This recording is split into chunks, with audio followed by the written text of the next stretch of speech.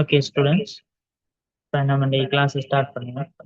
நம்ம லாஸ்ட் கிளாஸ்ல அதாவது போன வீக் வந்துட்டு டிபார்ட்மெண்ட் பேப்பர் 2024 ரிலீஸ் பண்ண. ஓகே, இப்போதான் ஜாயின் ஆகிறாங்க போல. நம்ம ஸ்டார்ட் பண்ணுவோம். இப்போதான் ஸ்டார்ட் பண்ணிருக்கோம். ஸோ நம்ம போன வீக் வந்துட்டு என்ன பார்த்தோம்? 2024ஆம் ஆண்டு டிபார்ட்மெண்ட் பேப்பர் ரிலீஸ் பண்ணது சப்போர்ட் செமினார் பேப்பரை பார்த்தோம்.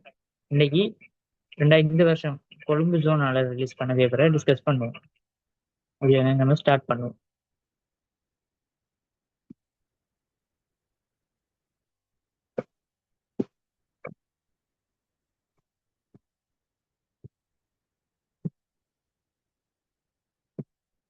ஸ்க்ரீன் விளங்குதாண்டு கொஞ்சம் செட்ல போட்டு விடுங்க.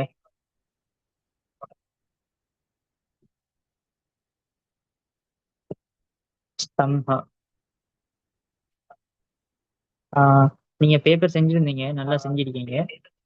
சில உங்களுக்கு மார்க்ஸ் கிடைச்சிருக்காதுன்னு நினைக்கிறேன். நான் இந்த கிளாஸை முடிஞ்சு போது உங்களுக்கு நீங்க செஞ்ச பேப்பரும் கரெக்ஷனோட நான் உங்களுக்கு அனுப்புறேன்.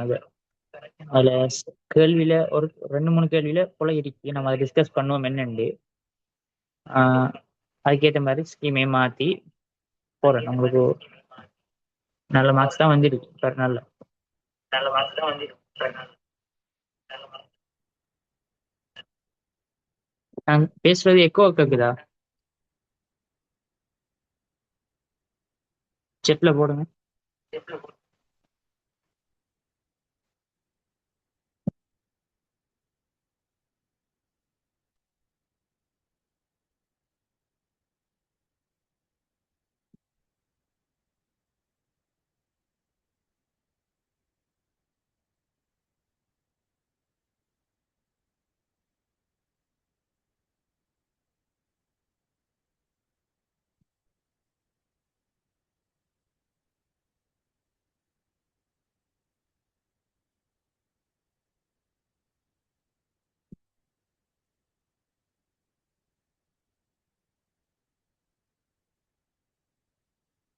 ஓகே, பாப்போம். நம்ம முதலாவது கேள்வி என்ன கேட்குறாங்க? கீழ்வருவனவற்றில் மனித சமன்பாட்டு தொகுதியில் சமிபாடடையாத கார்போஹைட்ரேட் எது? சரியா? நம்ம டிரெக்டா இதுக்கு ஆன்சருக்கு போகலும். என்ன? செல்லுலோஸ் தான் சமிபாடு அடையாது. அப்ப சமிபாடு அடையாட்டி நம்ம ஏன் செல்லுலோஸ் சாப்பிட வேணும்? ஏனென்றா செல்லுலோஸ் சாப்பிட்றதால என்ன செய்யும்? நம்மட உணவோட அளவு என்ன செய்யும்? அதிகரிக்கும். இப்ப சும்மா சாதாரணமா சொல்றேனே, ஒரு 50 கிராம் வெறுமனையே வெள்ளரிசி சோறு, வெள்ளரிசி சோறை சாப்பிட்றத விட அதே 50 கிராம் சிவப்பரிசி சோறை சாப்பிட்டோம்டா என்னது? அந்த சிவப்பரிசி சோறுல அந்த சிவப்பு இருக்கு தானே, அதெல்லாம் செல்லுலோஸ் தான். அப்ப அதுல என்ன செய்யும்? அதுல 50 கிராமோட அந்த செல்லுலோஸ் என்னது அளவு கூட்டும். அப்ப அந்த அளவு கூட்டினா என்ன செய்யும்? நமக்கு அந்த உணவோட அளவு அதிகரிக்கும். அதால நமக்கு என்னது? மலம் கழிக்கிறது இலகுவாகும். அதுக்குதான் ஃபைபர்ஸ் சாப்பிடுறது. வேற இதுல ஃபைபர்ஸ் இருக்கு. வாழைப்பழத்துல நிறைய ஃபைபர்ஸ் இருக்கு. வேற பல பல வகைகள்ல நிறைய ஃபைபர்ஸ் இருக்கு. அதுதான் நம்ம பிரதானமா செல்லுலோஸ் அதுதான் சாப்பிடுவோம். அதை தாண்டி வேற போஷண ரீதியில செல்லுலோஸ்ல எந்த ஒரு பயனும் இல்லை மனிதனுக்கு. சரியானே? ஆடு மாடுகள்ல பயன் இருக்கு. ஏன்? ஆடு மாடுகள்ல செல்லுலோஸ் வந்துட்டு உடைக்கப்பட்டு எண்ணெயா மாற்றப்படும், குளுக்கோஸாக மாற்றப்படும். அப்ப குளுக்கோஸ்ல இருந்து சக்தி கிடைக்கும் தானே. அப்ப ஆடு மாடுகளுக்கு இருக்கு. ஆனா மனிதனுக்கு ஏன் இல்லைன்னு பாத்தீங்கன்னா, இதோ குளுக்கோஸ்ல இருந்து செல்லுலோஸ்ல இருந்து குளுக்கோஸா உடைக்கிறதுக்குரிய நொதியம் வந்துட்டு மனிதன்ல இல்லை. சரிதான்? ஆனா மனிதன்ல மற்றதுக்கு எல்லாத்துக்கும் உரிய நொதியம் இருக்கு. மாப்பொருளை உடைச்சி குளுக்கோஸா ஆக்கிறதுக்குரிய நொதியம் இருக்கு. என்னது? நிறைய இருக்கு. அமைலேஸ், சரியானே, நிறைய இருக்கு. டைசக்கரைடேசஸ் அந்த மாதிரி இருக்கு. அது மாதிரி சுக்ரோஸையும் உடைச்சி அதுக்குரிய நொதியம் இருக்கு. லாக்டேஸும் அதுக்குரிய நொதியம் இருக்கு. அடுத்து என்ன கேட்குறாங்க? தாவரத்தண்டானது சூரிய ஒளியை நோக்கி வளர்வது. சரியா? இப்ப பார்ப்போம். இப்படி ஒரு தாவரம் இருக்கு. சரியா? தாவரத்துல 2 வகையான வளர்ச்சி காணப்படும். மேல் நோக்கி என்ன போகும்? தண்டு போகும். கீழ் நோக்கி என்ன போகும்? வேர்கள் போகும். சரிதானே? தண்டு, வேர். இப்ப 2 வகையான திருப்பம் இருக்கு. ஒன்று புவித்திருப்பம், அடுத்தது ஒளித்திருப்பம். சரியானே? புவித்திருப்பம் என்ன? இந்த வேர் போற, அதாவது புவியை நோக்கி போறதெல்லாம் புவித்திருப்பம். அடுத்தது ஒளியை நோக்கி போற, அதாவது சூரியன். சரியான, சூரியனை நோக்கி போறதெல்லாம் என்னது? ஒளித்திருப்பம். இது புவித்திருப்பம். இப்ப என்னண்டா, இப்ப ஒளி போற திசையில தான் இந்த தண்டும் போகுது. அப்ப அதுக்காக நம்ம என்ன சொல்லுவோம்டா, தண்டுட அசைவு வந்துட்டு நேரான ஒளி திருப்பம். சரியானு. ஆனா வேற பாருங்க, வேர் ஒளி திருப்பத்துக்கு எதிர் திசையில போகுது. அப்ப வேற வளர்ச்சியை நம்ம என்னன்னு சொல்லுவோம்டா, மறையான ஒளி திருப்பம். பழனிட்டா. இப்ப அடுத்தது பார்ப்போம். அடுத்தது புவி திருப்பத்துக்கு அதே திசையில தானே வேறு வளர்ந்து போகுது. அப்ப வேற வளர்ச்சியை நம்ம இன்னும் உண்டாகவும் சொல்லலாம். என்னது? நேரான புவி திருப்பம் என்றும் சொல்லலாம். ரெண்டு மாதிரியும் சொல்லலாம். மறையான ஒளி திருப்பமும் சொல்லலாம், நேரான புவி திருப்பமும் சொல்லலாம். அதே மாதிரி இதுக்கு எதிர் திசையில தானே இந்த தண்டு வளருது. இப்ப தண்டை நம்ம என்ன சொல்லலாம்? மறையான புவி திருப்பம்னு சொல்ல இயலும். சரி, இப்ப கேள்வியே பார்ப்போம். என்னது? தாவரத்தண்டை பத்தி கேட்காங்க. அப்ப தாவரத்தண்டுக்கு ரெண்டு வகையான நம்ம சொல்லலாம். ஆன்சர் என்ன சந்திக்காங்க? நேர் ஒளித்திருப்ப அசைவு. நேர் ஒளித்திருப்ப அசைவு. சரியா தண்டு? ஓகே. அடுத்தது நேர் புவி திருப்பம். நேர் புவி திருப்பமா? இல்ல. மறை ஒளி திருப்பம். மறை ஒளி திருப்பமா? இல்ல. மறை ஒளி திருப்பம் வேறுக்குரியது. முன்னிலை அசைவு. முன்னிலை அசைவு இதுக்குரிய சம்பந்தப்பட்டது இல்லை. நம்ம ரெண்டாவது முதலாவது ஆன்சருக்கு போயிடும். சரியா? அடுத்தது பின்வரும் செயற்பாடுகளில் எது சுற்றுச்சூழலுக்கு அதிக பாதிப்பை ஏற்படுத்துதுன்னு கேட்கிறாங்க. இப்ப இது உங்க டிரெக்டா புக்ல இருந்து நோட்ஸை வாய்ச்சி எடுக்கக்கூடிய ஆன்சர் இல்லை. நம்ம எல்லா ஆன்சரையும் அவட தளத்துல நம்ம இன்டர்பிரேட் பண்ணி ஆன்சருக்கு போக வேண்டியதான் இருக்கு. சரியா? இப்ப பார்ப்போம்.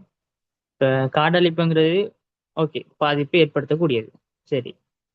புதுப்பிக்கக்கூடிய சக்தி வளங்களின் பயன்பாடுங்கிறது இல்லை. அது நல்ல ஒரு விஷயம். சரியான. புதுப்பிக்கக்கூடிய சக்தி வளங்கள் என்ன? கடல் அலைகள், அடுத்தது சூரிய ஒளி வந்து அதெல்லாம் என்னது? பாதிப்பை ஏற்படுத்துது. அப்ப இந்த ஆன்சர் வரல. அப்ப முதலாவது ஆன்சர் வராது. அப்ப ரெண்டாவதுலயும் அதிக ஆப்ஷன் கொடுத்துருக்காங்க. அப்ப அதுவும் வராது. அப்ப இருக்கிற ஆன்சர்ல 3 நாளையும் இருக்கு. 3 நாளையும் பார்ப்போம். சுவட்டு எரிபொருள் தகனம். ஓகே, சுவட்டு எரிபொருள் தகனம்ங்கிறது என்ன? இந்த கார்பன் எரிக்கிற, நிலக்கரியை எரிக்கிற எல்லாம் அந்த அந்த அந்த வகைக்குள்ள தான் வரும். சரி. அடுத்து விவசாய இரசாயன பதார்த்தங்களின் அதீத பயன்பாடு. ஓகே, அதுவும் என்னது? தீங்கு ஏற்படுத்தும் தான். அடுத்தது பார்ப்போம். இயற்கை வளங்களின் அதிகரித்த நுகர்வு. சரி, நம்ம என்னது? இயற்கை வளங்கள் தேவையில்லாம என்ன செய்யற? பயன்படுத்துற. என்ன? ஆத்து மண்ணு தேவையில்லாம கூடவா வெட்டி வந்து நம்ம வீட்டுக்கு கட்டுரு. அப்ப அதெல்லாம் கூடவே செயற்பட. அடுத்தது 4வது ஆப்ஷனை பார்ப்போம். நம்ம டிரெக்ட் அந்த விடைக்கு போகாம அடுத்தது பார்ப்போம். காடழிப்பு. அதுவும் பாதிப்பை ஏற்படுத்தும் தான். சொட்டு எரிபொருள் தகனம். ஓகே, அது ரெண்டுக்கும் இருக்கு, காமனா இருக்கு. இயற்கை வளங்களின் அதிகரித்த நுகர்வு. ஓகே, அது ரெண்டு ஆப்ஷன்லையும் ரெண்டு ஆன்சர்லயும் இருக்கு. அப்ப எது வித்தியாசப்பட போகுதுண்டா, காடழிப்பும் விவசாய ரசாயன பதார்த்தங்களின் அதீத பயன்பாடும். சரியானே. இப்ப இதுல நம்ம என்ன செய்யணும்டா, அதிக பாதிப்பு இருக்கு. இது ரெண்டுலையும் எது அதிக பாதிப்பு ஏற்படுத்துங்கிறத நம்ம என்ன செய்யணும்? கெஸ் பண்ணணும் இந்த கேள்விக்கு. சரியா? நம்ம இது வரைக்கும் படிச்ச 10ஆம் ஆண்டு 11ஆம் ஆண்டு படிச்ச எல்லா சயின்ஸையும் வச்சுட்டு ஒரு முடிவுக்கு வரணும். சரியா? எதுக்கு நம்ம டிரெக்ட் ஆன்சருக்கு போகலாம். விவசாய ரசாயன பதார்த்தங்கள் அதீத பயன்பாடு தானே. ஆனாலும் அது நமக்கு என்னது? விவசாய ரசாயன பதார்த்தங்கள் என்னத்துக்கு தேவை? ஒரு விவசாயம் ஒன்று செய்யறா அந்த ரசாயன பதார்த்தங்கள் தேவை. என்ன பயலே அதுக்கெல்லாம் தேவை. அதீத பயன்பாடுங்கிறது ஒரு எல்லை மீறி போறது. சரியா? ஆனா காடழிப்புங்கிறது அப்படி இல்லை. காடழிப்புங்கிறது நீங்க ஒரு மரத்தை வெட்டினாலே அது சூழலுக்கு பாதிப்பு தான். சரியா? ஒரு மரத்தை வெட்டுறீங்கண்டா அதுக்கு மாற்றீடா ஒரு கன்று நாட்டி போட்டு அதை வெட்டுங்கண்டு அந்த மாதிரி சொல்லுவாங்க. சரி, அப்ப நீங்க 4வது ஆன்சருக்கு போயிடும். சரி, 4வது கேள்வியை பார்ப்போம். 4வது கேள்வியில ஒரு சின்ன மிஸ்டேக் கொண்டு இருக்கு. சரியா? ஆன்சர் எடுத்திருந்தீங்களா? 4வது கேள்விக்கு உங்களுக்கு ஆன்சர் சரி என்று நினைக்கிறேன். 84வது. அப்படியா? 84 வந்துச்சு. ஓம் sir. Okay, 84 answer okay. But கேள்வியில ஒரு சின்ன போல ஒன்று இருக்கு. என்னண்டா, இப்ப இந்த படத்தை பாருங்க. சரியா? நல்லா ஜூம் பண்ணி பாருங்க. இப்ப வளிமண்டலம் இருக்கு. சரியா? வளிமண்டலம். இப்ப வளிமண்டலத்துல இருக்கிற அமுக்கம் எத்தனை? 76. சரியானு. இந்த 76 இங்கேயும் இருக்கும், இங்கேயும் இருக்கும், எல்லா இடத்துலயும் இருக்கும். நமக்கு தெரியும் ஒரு ஊதின பலூனுக்குள்ள ஒரு பலூன் ஒன்று ஊதின பலூன் இருக்கு தானே. அப்ப அதுக்குள்ளக்கு நம்ம என்ன செய்யறோம், எக்ஸ்ட்ராவா வழி அனுப்புறோம். அப்ப அந்த பலூனுக்குள்ள அமுக்கம் எப்படியும் 76 விட என்னதான் கூடவே தான் இருக்கும். சரியா? இந்த விஷயம் அப்படி இருக்கட்டும். இப்ப நம்ம ஒரு யூக்குழாய் வந்து பார்ப்போம்.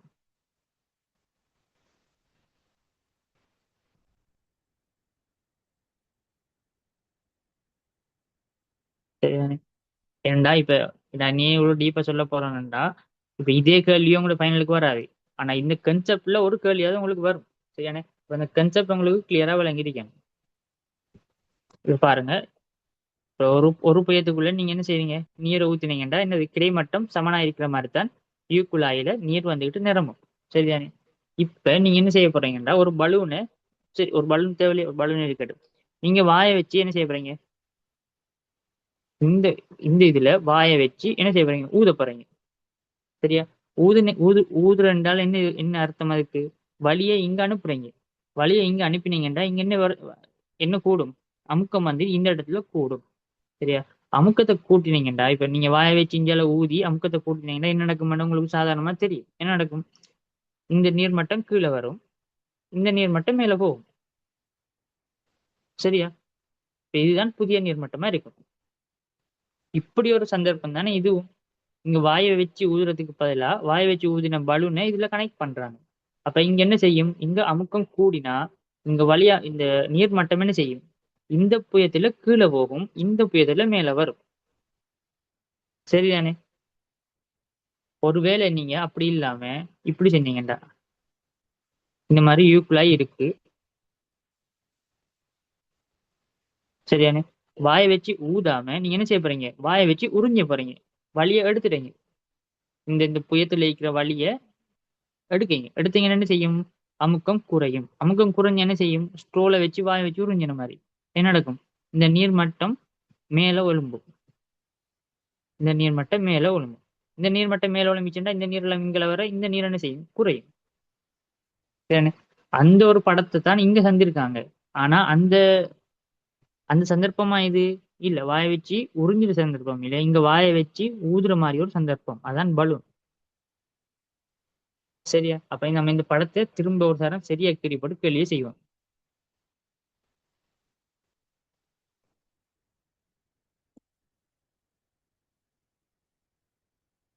பலூன் ஒன்று இருக்கு.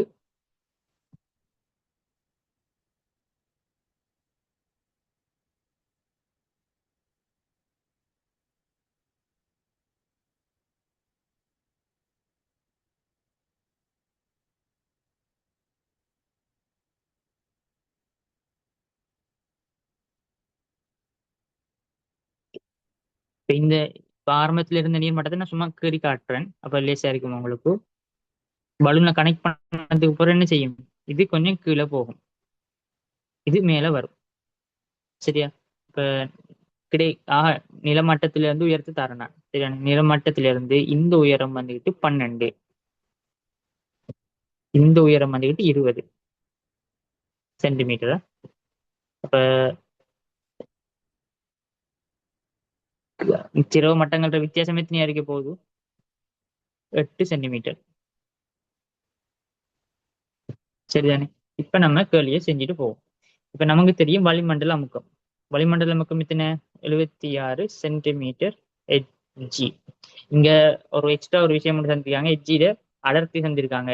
நீங்க அதை போட்டு குழப்ப தேவையில்லை. ஏன், நீங்க ஹெச்ஜியை வந்துகிட்டு பஸ்காலுக்கு மாத்திரண்டா தான் இந்த பெருமானம் தேவை. இங்க கேள்வியும் 76 சென்டிமீட்டர் ஹெச்ஜிலான்னு இருக்கு, விடையும் சென்டிமீட்டர் ஹெச்ஜில இருக்கு. அப்ப நமக்கு பெஸ்கல்ல மாத்த வேண்டிய தேவைப்பாடு ஒன்று இருக்காது. சும்மா நம்பரை போட்டு கணக்கு செஞ்சுட்டு போகலாம். ஒருவேளை இதை மாத்திரணுமா, இதை பஸ்கால தந்துருந்தாங்கண்டா விடையே என்ன செஞ்சுக்கணும், நம்ம பி சமன் ஹெச் ரோ ஜி என்று போட்டு கணக்கு போட்டு செஞ்சுட்டிக்கணும். இப்ப இங்க ஒரு தேவை வந்து இருக்காது. சரியா? இப்ப நம்ம பார்ப்போம். இப்போ வளிமண்டலத்துல பை வந்துகிட்டு 76 சென்டிமீட்டர் இருக்கு. சரியா? பலூனுக்குள்ள அமுக்கம் எத்தனை, 76 விட கூட இருக்கும்னு நமக்கு தெரியும். ஏன், ஊதின பலூனுக்குள்ள அமுக்கம் கூட. ஆனா எந்த அளவு கூடன்னு தெரியா. அப்ப அதனால நான் என்ன சொல்றேன், பி என்று சொல்றேன். சரியானே? பி அமுக்கம், இந்த பி அமுக்கம் தான் இங்க இங்க எல்லாம் இருக்க போகுது. தொடர்ச்சியான இதெல்லாம் திறந்தானே இருக்கும். சரி, இங்க இங்க இங்க இங்கெல்லாம் பி இருக்கும். இங்க போய் இந்த நீர்மட்ட இந்த நீர்மட்ட தொடு வரைக்கும் என்ன இருக்க போகுது, பி தான் இருக்கும். சரியா? பி அமுக்கம் இருக்கும். அப்ப இந்த மட்டத்துல பி அமுக்கம் வந்தா ஒரே கிடைமட்டம் தானே இதுவும். அப்ப இதுலயும் என்ன அமுக்கம் தான் இருக்க போகுது? பி தான் இருக்க போகுது. சரிதானே? அடுத்தது இந்த பிக்கு ஒரு சமன்பாடு ஒன்று எழுதலாம். பி சமன் இங்க என்ன வளிமண்டல அமுக்கம், இங்க வளிமண்டல அமுக்கம். சரிதானே? இவ்வளவும் என்ன இருக்கு? திரவ நிரல் இருக்கு. அப்ப இந்த பி வந்துகிட்டு எதுக்கு சமனா இருக்குமாண்டா? வளிமண்டல அமுக்கத்துக்கும் சக இந்த இவ்வளவு உயரம் இருக்கு தானே, இந்த உயரம், இந்த திரவ நிரல் அளவந்த அமுக்கம், அந்த உயரம் எத்தனை? 8 சென்டிமீட்டர். 8 centimetre Hg. இப்ப நமக்கு வளிமண்டல அமுக்கம் தெரியும், 76 சென்டிமீட்டர் எச்ஜி சமன் சரி, பி தான் நம்ம காணப்போறோம். பி சமன் பைக்கு எத்தனை? 76 சென்டிமீட்டர் எச்ஜி சக 8 சென்டிமீட்டர் எச்ஜி. அப்ப எத்தனை வரும்? 84 சென்டிமீட்டர் எச்ஜி என்று வரும். ஓகேவா? விளங்கிச்சா உங்களுக்கு? ஓம் சார். ஓகே. ஆன்சர் நீங்க இந்த அளவுக்கு விளங்காம நீங்க டிரெக்டா ரெண்டையும் கூட்டி என்ன செஞ்சுக்கலாம், ஆன்சர் எடுத்துக்கலாம். பட் ஃபைனலுக்கு இதே கேள்வி வரப்போறதில்ல. இந்த கன்செப்டை வச்சு ஒரு கேள்வி வரலாம். அடுத்தது உராய்வு விசையை அதிகரிக்கும் ஒரு முறை. இந்த கேள்வி உங்களுக்கு புல வந்துருந்துச்சு. குறைக்கும் என்று போட்டு மாற்றி போட்டீங்களோ தெரியாது. இது லேசான ஒரு கேள்விதான். என்னது? தொடுகயிறு மேற்பரப்பின் கரடு தன்மையை அதிகரித்தல். என்ன? இப்போ ஒரு சாதாரண ஒரு மேசை ஒன்று இருக்கு, அதுக்கு மேல ஒரு குற்றி ஒன்று இருக்கண்டா, நம்ம என்ன செய்யணும்? உராய்வு அதிகரிக்கணும்டா. அந்த மேசையில ஒரு கரடுத்தன்மை அதிகரிக்கிற என்ன செய்யலாம்? நல்ல ஒரு கூரான ஒரு பெண் ஒன்று எடுத்து இல்லாட்டி ஊசி ஒன்று எடுத்து நல்லா கீறுனீங்க என்ன செய்யும்? இன்னும் கரடு முரடாகும் அந்த மேசை. அந்த ஸ்கூல் மேசையெல்லாம் வந்த வேலை தானே செய்யற, போய் இருந்துக்கிட்டு போட்டு போட்டு கீறுவோம். அப்ப என்ன செய்யும்? கரடுத்தன்மை அதிகரிக்கும். அப்ப அந்த வேலையெல்லாம் செய்யக்கூடாது ஸ்கூல் மேசையில. இது சும்மா கேளிக்காக நான் சொல்றேன். அப்ப அந்த ஆன்சர் ஓகே. மற்ற ஆன்சர் எல்லாம் உராய்வு விசையை குறைக்கக்கூடிய வழிமுறைகள். சரிதானே? என்னது? மேற்பரப்பு உராய்வு நீக்கி இடுதல். என்ன செய்யற? ஒயில போடுற, ஒயில போட்டா நல்லா வழுக்கும். அடுத்து டயரின் மேற்பரப்பில் தவாலிப்புகளை இடுதல். டயரின் மேற்பரப்பில் தவாலி, ஓகே, அதுவும் வரும் என்ன ஆன்சர். அதாவது டயரி ஒன்று இருக்கண்டா, அந்த டயருக்கு மேல அந்த இந்த மாதிரி கோடுகளை போடுவாங்க. டயரை பார்த்தா வழங்கும் உங்களுக்கு. அடுத்து தொடுகை மேற்பரப்புகளுக்கு இடையில் குண்டு பொதிகை உருளி பொதியை இடல். அதாவது ஒரு சன்னத்தை நம்ம குண்டு பொதிகைன்னு சொல்றாங்க. சன்னம் போடுறது என்ன செய்யும்? உராய்வு விசையை குறைக்கும். அப்ப அதான் ஆன்சரா வராது. 1 3 வரும் அப்ப ஆன்சர். ஓகே ஓகே, 2 4 வராது. சரி, 6வது பார்ப்போம். கல்சியம் கார்பனேட் ஆனது எச்சியலுடன் தாக்கம் புரிந்து CO2 வாயு வெளியிடும். இத்தாக்கத்தின் தாக்க வீதம் தொடர்பான பிழையான கூற்று. தாக்க வீதத்தை பத்தி கேட்கிறாங்க. HCl செறிவானது தாக்க வீதத்தை பாதிக்கும். ஓ சரி, ஏன் HCl செறிவை கூட்டினீங்கன்னா தாக்க வீதம் அதிகரிக்கும். அடுத்தது ஓரளவு கனவு CO2 வாயுவை வெளியிட தேவையான நேரத்தை கணிக்கலாம்.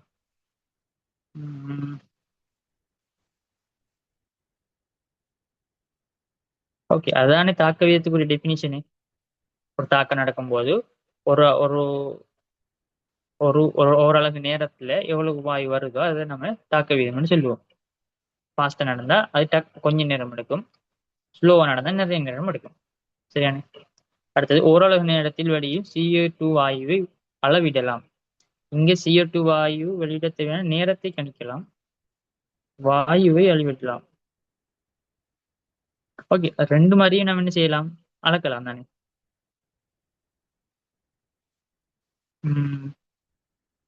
ஓகே, இந்த கேள்வி என்னத்தை கேட்கிறாங்களோ தெளிவொன்று இல்லாம இருக்கேன்னு. அடுத்த 4வது ஆன்சர், ஊக்கி ஒன்றை பயன்படுத்தும் போது CO2 வாயு வெளியிடப்படும் காலத்தை அளவிட இயலும். அதுவும் செய்யலாம் நமக்கு.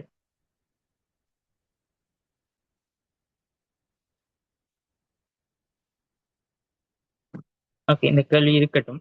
ஒரு தெளிவொன்று இல்லை, ஏன்டா இங்கிலீஷ்ல இருந்து அவங்க டிரான்ஸ்லேட் பண்ணதானே, அதனால கொஞ்சம் தெளிவொன்று இல்லாம இருக்கு. ஓகே, அடுத்து 7வது பார்ப்போம். 50 மீட்டர் நீளமான ஓட்டு நாடா ஒன்றை நாடாவை இழுக்க 20 நியூட்டன் விசை தேவைப்படுது.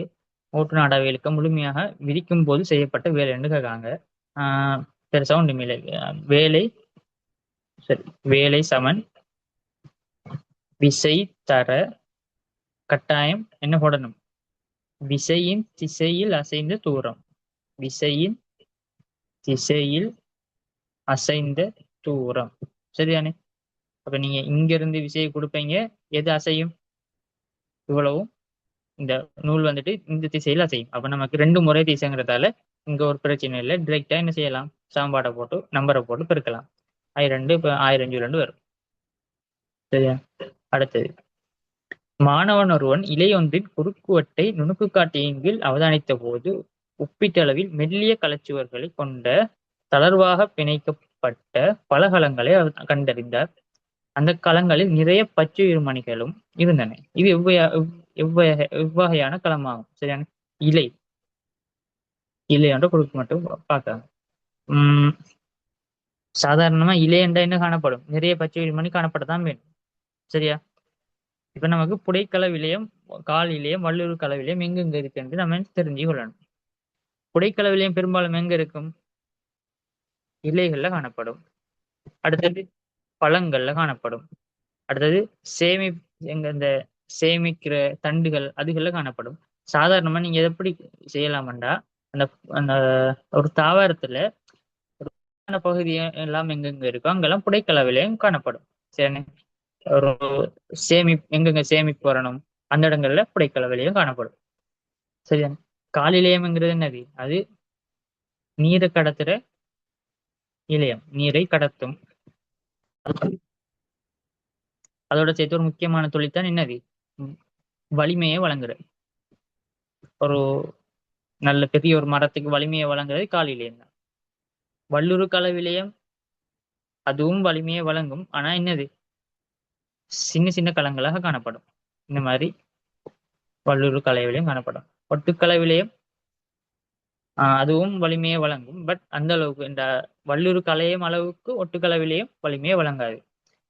இதுக்குரிய நீங்க படத்தை பார்த்து கண்டுபிடிக்கிற அளவுக்கு நீங்க இருக்கணும். சரியா? புடைக்கல விலையம் மெல்லியதா காணப்படும்.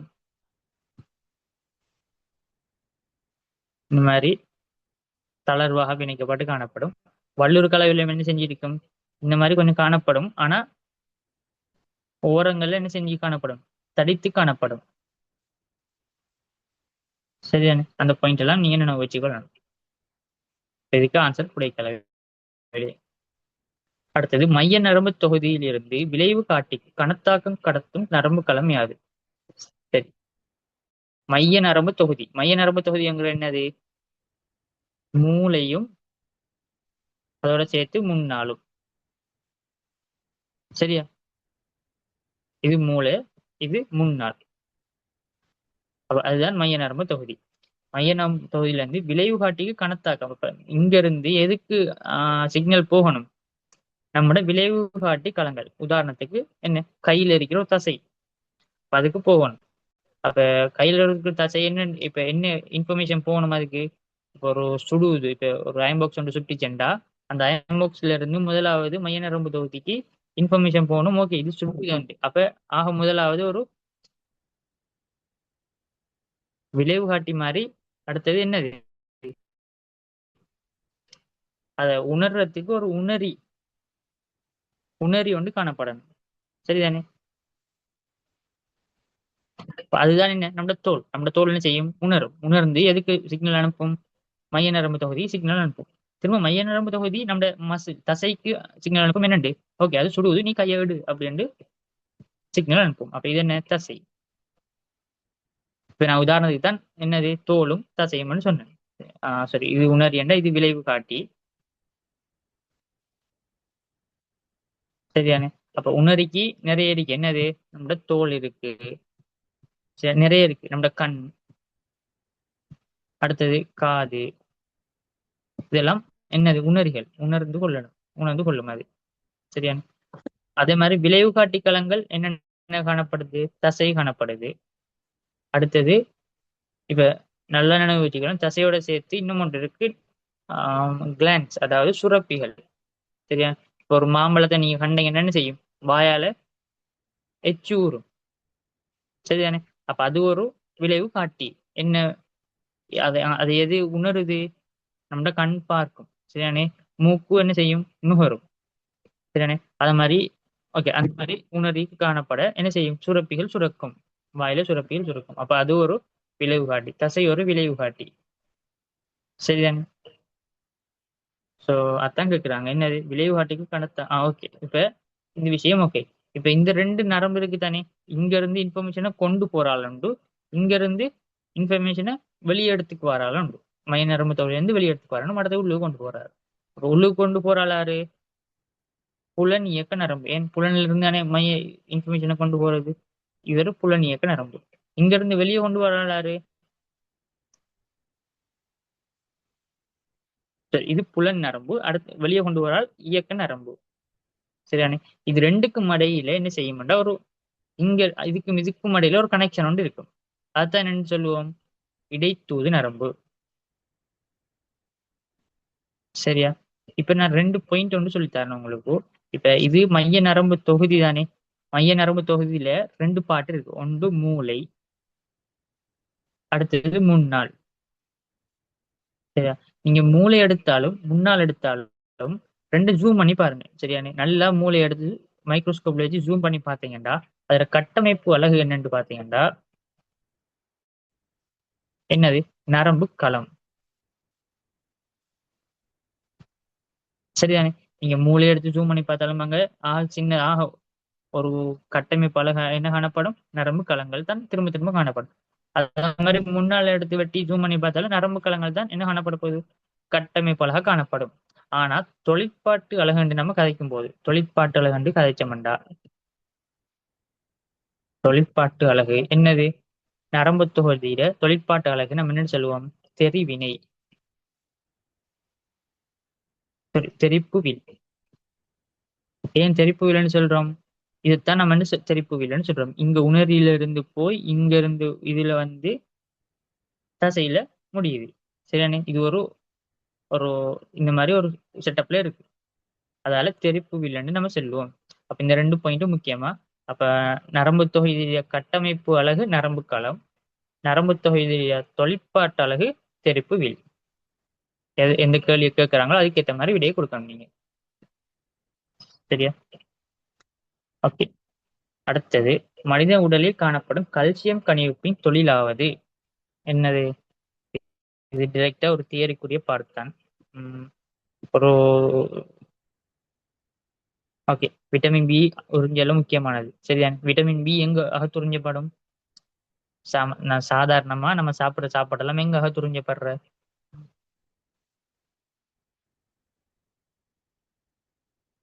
இந்த மாதிரி வாயில போட்டோம்னா அடுத்து என்னது? தொண்டை. இது களம். களத்தை தாண்டி இரைப்பைக்கு போகும். சரியானே. இரைப்பையிலிருந்து முன் சிறுகுடல், முன் சிறுகுடல்ல இருந்து சிறுகுடல், இப்படியே சிறுகுடல் போய் பெருங்குடலா வந்து இந்த மாதிரி வெளியாகும், குதத்துல இருந்து வெளியாகும். சரியானே.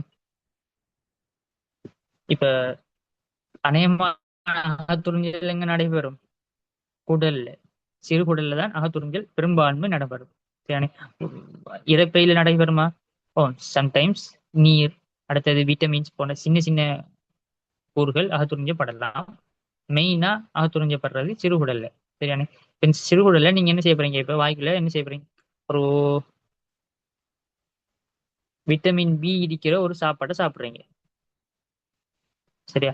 அப்ப அந்த சாப்பிடுற சாப்பாடு இரைப்பையில வந்து எங்கதான் அகத்துறிஞ்சப்படணும்? இந்த இதுல அகத்துறிஞ்சப்படணும். சில நேரம் இது சரியாக அகத்துறிஞ்சப்படாது நம்ம உடம்புல. சரியான அகத்துறிஞ்சப்படலாடி என்ன நடக்கும்? அப்படியோ கழிவாக என்ன செஞ்சிடும்? வெளியேற்றப்பட்டுடும். அப்ப வேலையிலேயே சாப்பிடுறது. அப்ப அப்படி அந்த மாதிரி போகாம இதுல இருக்கிற களங்கள் எல்லாம் சரியாக துறிஞ்சறதுக்கு எது உதவுவாரு? கல்சியம் வந்துட்டு உதவுவாரு. அப்ப நீங்க விட்டமின் பியை சாப்பிடக்குள்ள கல்சியம் இருக்கிற உணவோட சேர்த்து சாப்பிட்டீங்கன்னா உங்களுக்கு இன்னும் பயனுள்ளதா இருக்கும். சரியானே. அத மாதிரி இன்னும் ஒரு விஷயம் தான் என்ன, இப்ப நீங்க ஒரு கொட்டுக்கலை, அதாவது வல்லார சம்பல் சாப்பிடுவீங்க தானே, அந்த வல்லாரையில என்ன இருக்கும்? இரும்பு சத்து இருக்கும். சரி, அந்த இரும்பு சத்தோட சேர்த்து நீங்க ஒரு புளிப்பான ஏதாவது சாப்பிடுங்க. இப்ப நம்ம வல்லார சம்பல் செய்யும் போது என்ன செய்வோம்? நம்ம ஒரு லெமன் ஒன்று எடுத்து வெட்டி அதுக்குள்ள போட்டு நல்ல சம்பல் ஒன்று செஞ்சு புளிப்போட சாப்பிடுவோம். அந்த லெமன்ல என்ன இருக்குண்டா விட்டமின் சி இருக்கு. சரியானே. அந்த விட்டமின் சி என்ன செய்யும்? எஃபியோட அகத்துறிஞ்சலை நல்லா மேம்படுத்தும். அப்ப அந்த எஃபி சாப்பிடுறது வேஸ்டா போகாது, எல்லாமே அகத்துறிஞ்சதுக்காக இவர் என்ன செய்வாரு, நல்லா ஹெல்ப் பண்ணுவார். விட்டமின் சி, அதாவது இந்த லெமன்ல இருக்க அந்த புளிப்புத்தன்மை. சரி, அதாலதான் நம்ம அந்த மாதிரி சம்பல் செஞ்சு சாப்பிடுறது நல்ல நல்ல புளிப்போட. அந்த வல்லாரன்னு மட்டும் இல்ல, இரும்பு இருக்கிற எல்லா உணவுகளையும் அந்த மாதிரி புளிப்பு தன்மையோட இருக்கிற சேர்த்து சாப்பிடணும்னா நல்லது. சரியானே. அடுத்தது தைரோக்சின் ஓமன் உற்பத்திக்கு தேவை. தைரோக்சின் ஓமனுக்கு எது உற்பத்தி தேவை? இதுக்கு அயடின் வரும். சரியான. ஹீமோகுளோபின் தொகுப்புக்கு தேவையானது இரும்பு. ஏன் ஹீம் ஹீம் ஹீம் என்றாலே என்னது? இங்கிலீஷ்ல HAEM. ஹீம் என்றா இரும்பு, குளோபின் என்றா அது ஒரு புரதம். புரதமும் இரும்பும் சேர்ந்த ஒரு கட்டமைப்பு தான் ஹீமோகுளோபின். என்ன செய்யும்? ஆக்சிஜனை கடத்தும். சரியானே. அடுத்தது தசைகளில் ஆக்சிஜனை சேமிக்க முக்கியம். தசைகளை அது மயோகுளோபின்ங்கிற ஒரு விஷயம், அது உங்களுக்கு தேவையில்லாது. அது சும்மா ஆன்சருக்காக போட்டியாங்க. அதுக்கு ஆன்சர் முதலாவது. அடுத்தது மூலகங்களில் முதல் அயனாக்க சக்தியின் மாறல் பற்றிய சில கூற்றுகள் தரப்பட்டுள்ளன. சரியா, பார்ப்போம். இதுல உங்களோட ஸ்கீம்ல கொஞ்சம் ஆன்சர் பொலியா போடப்பட்டு நினைக்கிறேன். ஓகே, பரவாயில்ல. குறித்த ஒரு ஆவர்த்தனத்தில் இடமிருந்து வலமாக முதலாம் அயனாக்க சக்தி அதிகரிக்கும். கொஞ்சம் ஒரு 1 மினிட் வெயிட் பண்ணுங்க.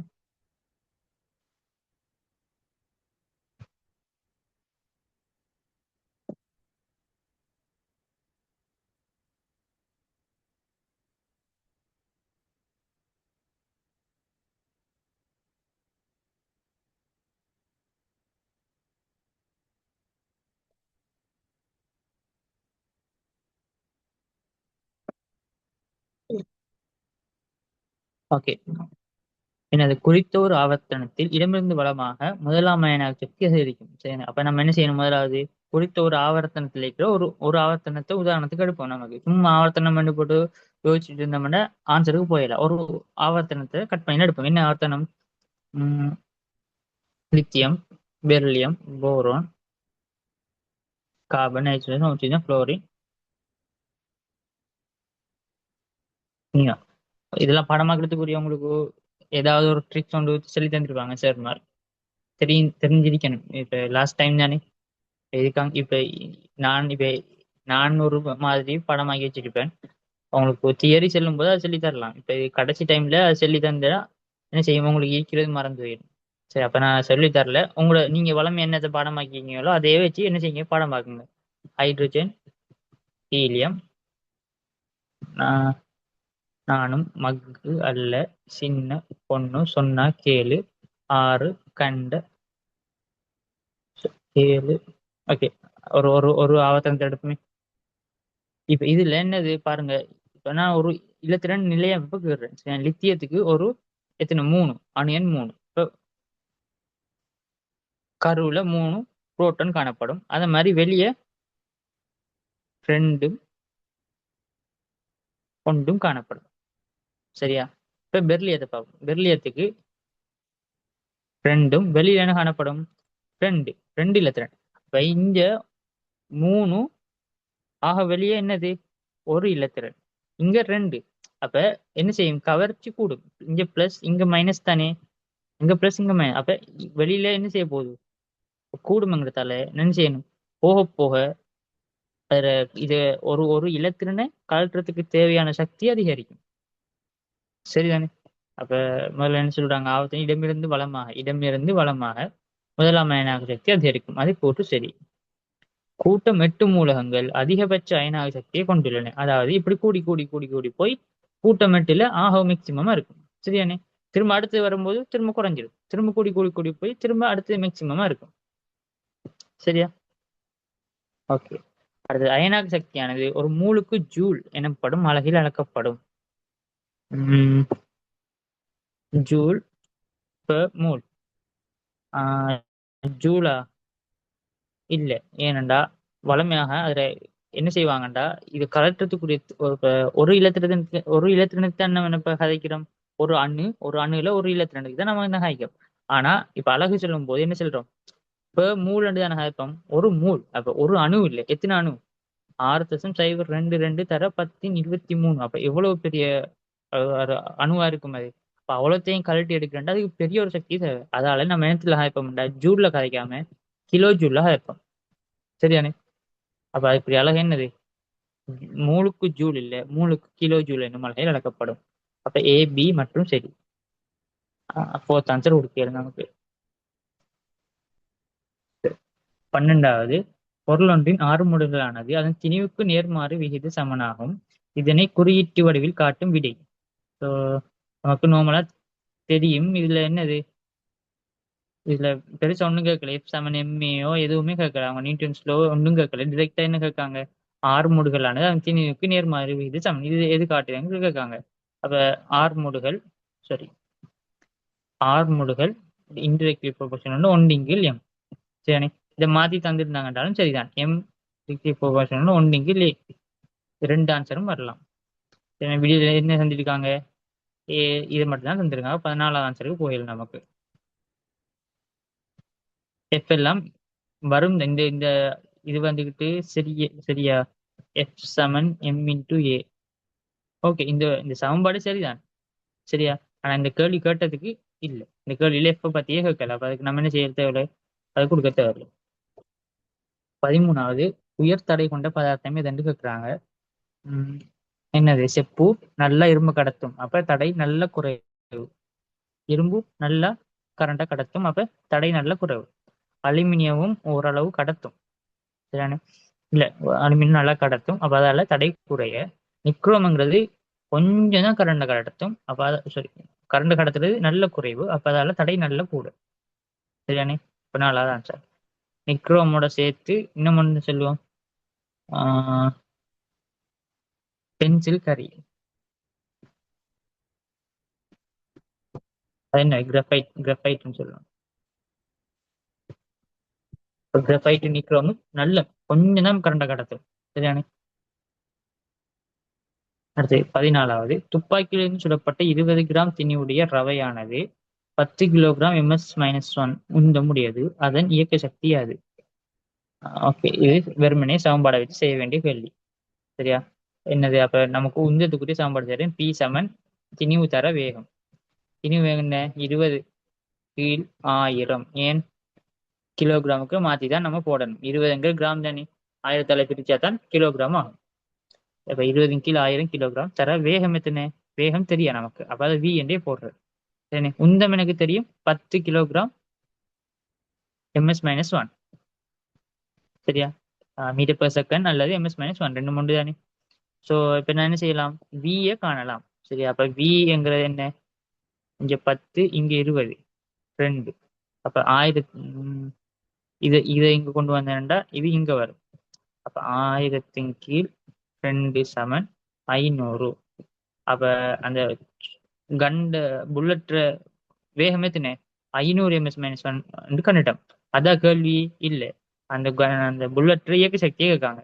அப்ப இயக்க சக்தி E சமன் ½ mv².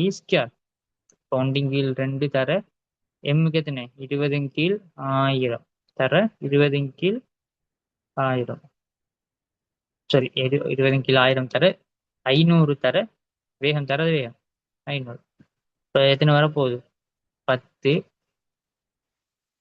2 5 5 2500 ஜூல் வரும். சரியா? இப்ப 2500 ஜூலை நம்ம கிலோ ஜூலுக்கு மாத்தினோம்னா 2.5 கிலோ ஜூல். என்ன செய்யணும், அதாவது இங்க இருக்கு ஜூல் இருக்கு தானே, கிலோங்கிறதுல என்ன மீனிங், கிலோண்டா என்ன அர்த்தம்டா 10 தான் கிலோ. சரிதானே? குழம்பு அமைக்கிறது நான் கொஞ்சம் டீப்பா சொல்லி தரேன். நீங்க எந்த ஒரு இடத்துல எடுத்தாலும், கிலோகிராமா இருக்கட்டும் கிலோமீட்டரா இருக்கட்டும், எங்க எடுத்தாலும் கேன்னு வந்துச்சுன்னா, ஸ்மால் கே வந்துச்சுன்னா அதுக்குரிய அர்த்தம் வந்துகிட்டு 10 சரியானே? இப்ப இந்த இதை இந்த 2500 ஜூல் இருக்கிறத நீங்க என்ன செய்ய போறீங்க, கிலோ போட்டு கிலோக்கு மாத்த போறீங்க. சரியானே? அப்ப நீங்க என்ன செய்ய போறீங்க, 2500 சரியா, அதோட கிலோ ஜூல போட்டுட்டீங்க. சரியா? போட்டீங்கன்னா இந்த கிலோ ஜூலுக்குரிய பெருமானம் எத்தனை, 10 அப்போ ஒரு நம்பரை நீங்க 10 பெருக்கினீங்கன்னா அதே மாதிரி என்ன செய்யணும், அதே நம்பரை 10 பெருக்கத்தானே வேணும். அப்பதானே பெருமானம் மாறாமைக்கும். 2500 2500 அப்ப சமனா இருக்கும். நீங்க கேய போட்டு போட்டு வெறுமனே போட இயலாது. அப்ப நீங்க கேய போட்டீங்கன்னா அந்த கேக்கு என்ன பெருமானமோ அதுல மறை பெருமானத்தை முன்னுக்கு போடணும். சரியா? அப்ப போட்டீங்கன்னா இப்ப என்ன செஞ்சிடும்? இப்ப 2500 தர 10⁻³ கிலோ ஜூல். இதுதான் பெருமானம். இப்ப நீங்க இது சுருக்கி என்ன செய்யலாம்? 1 2 3 தசம் பின்னுக்கு வந்து 2.5 கிலோ ஜூல். இந்த மாதிரி நீங்க எடுக்கலாம். குழம்பு அமைக்கிறதுக்காக இப்படித்தான் இது வந்துட்டீங்கன்னு சொல்லித்தாரு. சரியானே?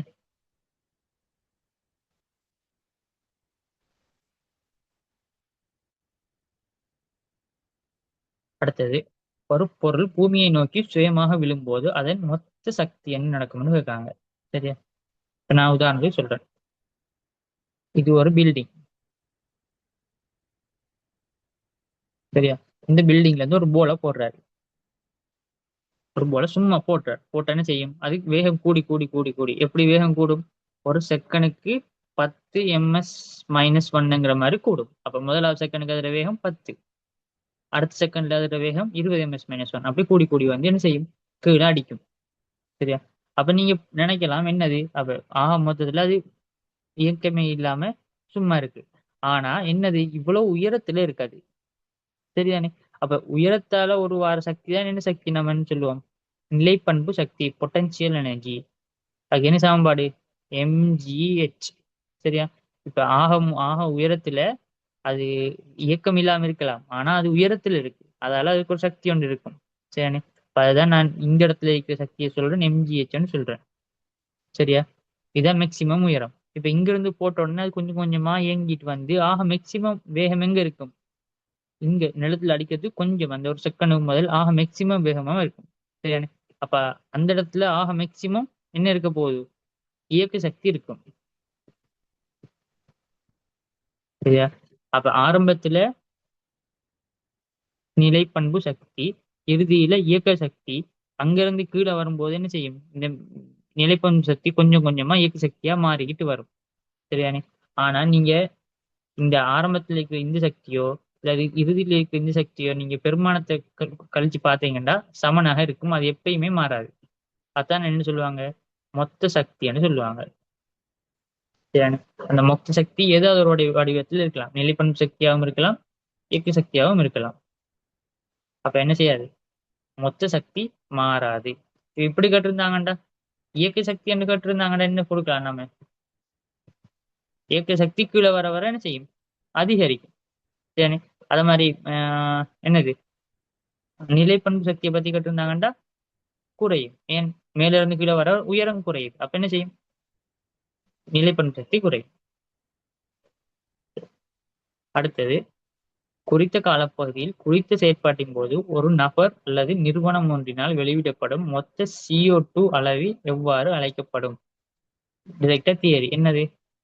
கார்பன் அடிச்சுவடு, கார்பன் ஃபுட் பிரிண்ட்னு சொல்லுவாங்க.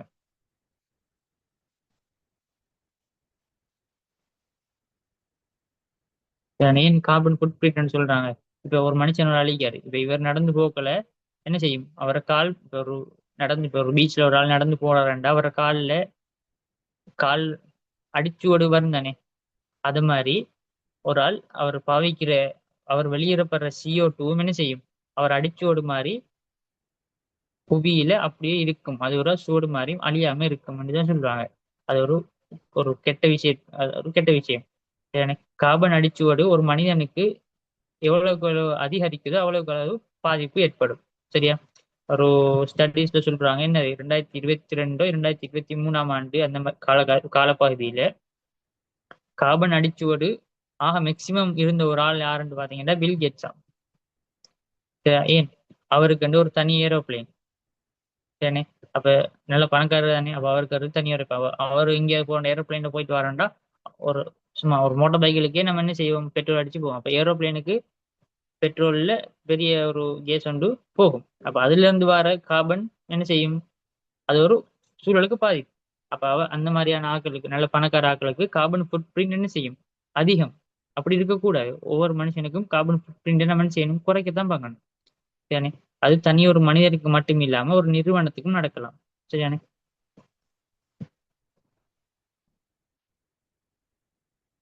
ஓகே, அடுத்தது 14வது. ஒரு உலோகத்தால் பூஜ்ஜியத்திலிருந்து அதிகபட்சம் வரை அதிகரிக்கும் மாறும் காந்தப்புலத்தில் வைக்கப்படுகின்றது. தூண்டப்பட்ட மின்னோட்டம் படத்தில் காட்டப்பட்டுள்ள திசையில் பாய்கிறது. இதன் போது காந்தப்புலத்தின் திசை. இதுக்கு நீங்க என்ன யூஸ் பண்ணலாம்? வலக்கை தக்கை திரியை யூஸ் பண்ணலாம். சரியானே? ஸோ வலக்கை தக்கை திரியை வச்சு யூஸ் பண்ணீங்கன்னா என்ன செய்யும்? காகிதத்தின் உள்நோக்கி வரும். எப்படி பார்க்க தெரியும் தானே வலக்கை தக்கை திரிகை? அந்த கேள்வி உங்களுக்கு சரி, அப்ப நான் காட்ட தேவையில்லை. அடுத்தது பார்ப்போம். 18வது. கடத்தி ஒன்றினூடாக பாயும் மின்னழுத்த வேறுபாடு. மின்னழுத்த வேறுபாடு என்று என்னது? வோல்டேஜ். மின்னோட்டம். மின்னோட்டம் சொல்றது கரண்ட். இடையிலான வரைப்பானது அருகில காட்டப்பட்டுள்ளதாம். இதை வச்சு கடத்தியின் தடையாதான்னு கேட்கிறாங்க. சரியானே? இது கொஞ்சம் நல்ல ஒரு கேள்வி, கொஞ்சம் வித்தியாசமான கேள்வி. நமக்கு தெரிஞ்சும் என்னது? ரெண்டு விஷயம் தான் தந்துருக்காங்க. ஒன்று வோல்டேஜாம், ஒன்று மின்னோட்டமாம். எந்த அச்சு எது என்று சொல்லல. ஆனா இதுல தந்திருக்காங்க பாருங்க, இது வி என்று தந்திருக்காங்க. அப்ப நம்ம இந்த அச்சை வி என்று எடுப்போம். இந்த அச்சை இது ஐ என்று ஒழுங்கு தெளிவா வழங்குது இல்ல, ஐ என்று எடுப்போம் நம்ம. சரியானே? இப்ப நம்ம என்ன செய்ய போறோம்டா, இப்ப இந்த கிராஃப் என்ன சொல்லுதான் இப்ப? ஓகே, நான் டிரெக்டா சொல்றேனே. இப்ப இவ்வளோத்தையும் எடுங்க. சரியானே? 9 வோல்டேஜ். 9 வோல்டேஜா இருக்கும் போது கரண்ட் என்னவாம்? 15. அப்ப இதுக்கு நம்ம என்ன செய்யணும்? சமன்பாடை யூஸ் பண்ணுவோம். வி சமன் ஐஆர். சரியானே? விக்கு எத்தனை? 9. ஐ எத்தனை? 15 தர ஆர். இப்ப ஆருக்கு என்ன சமன்பாடு? ஆர் சமன் 9/15 சமன் 3/5. ஓகேவா? ரெண்டாவது ஆன்சர் போகல.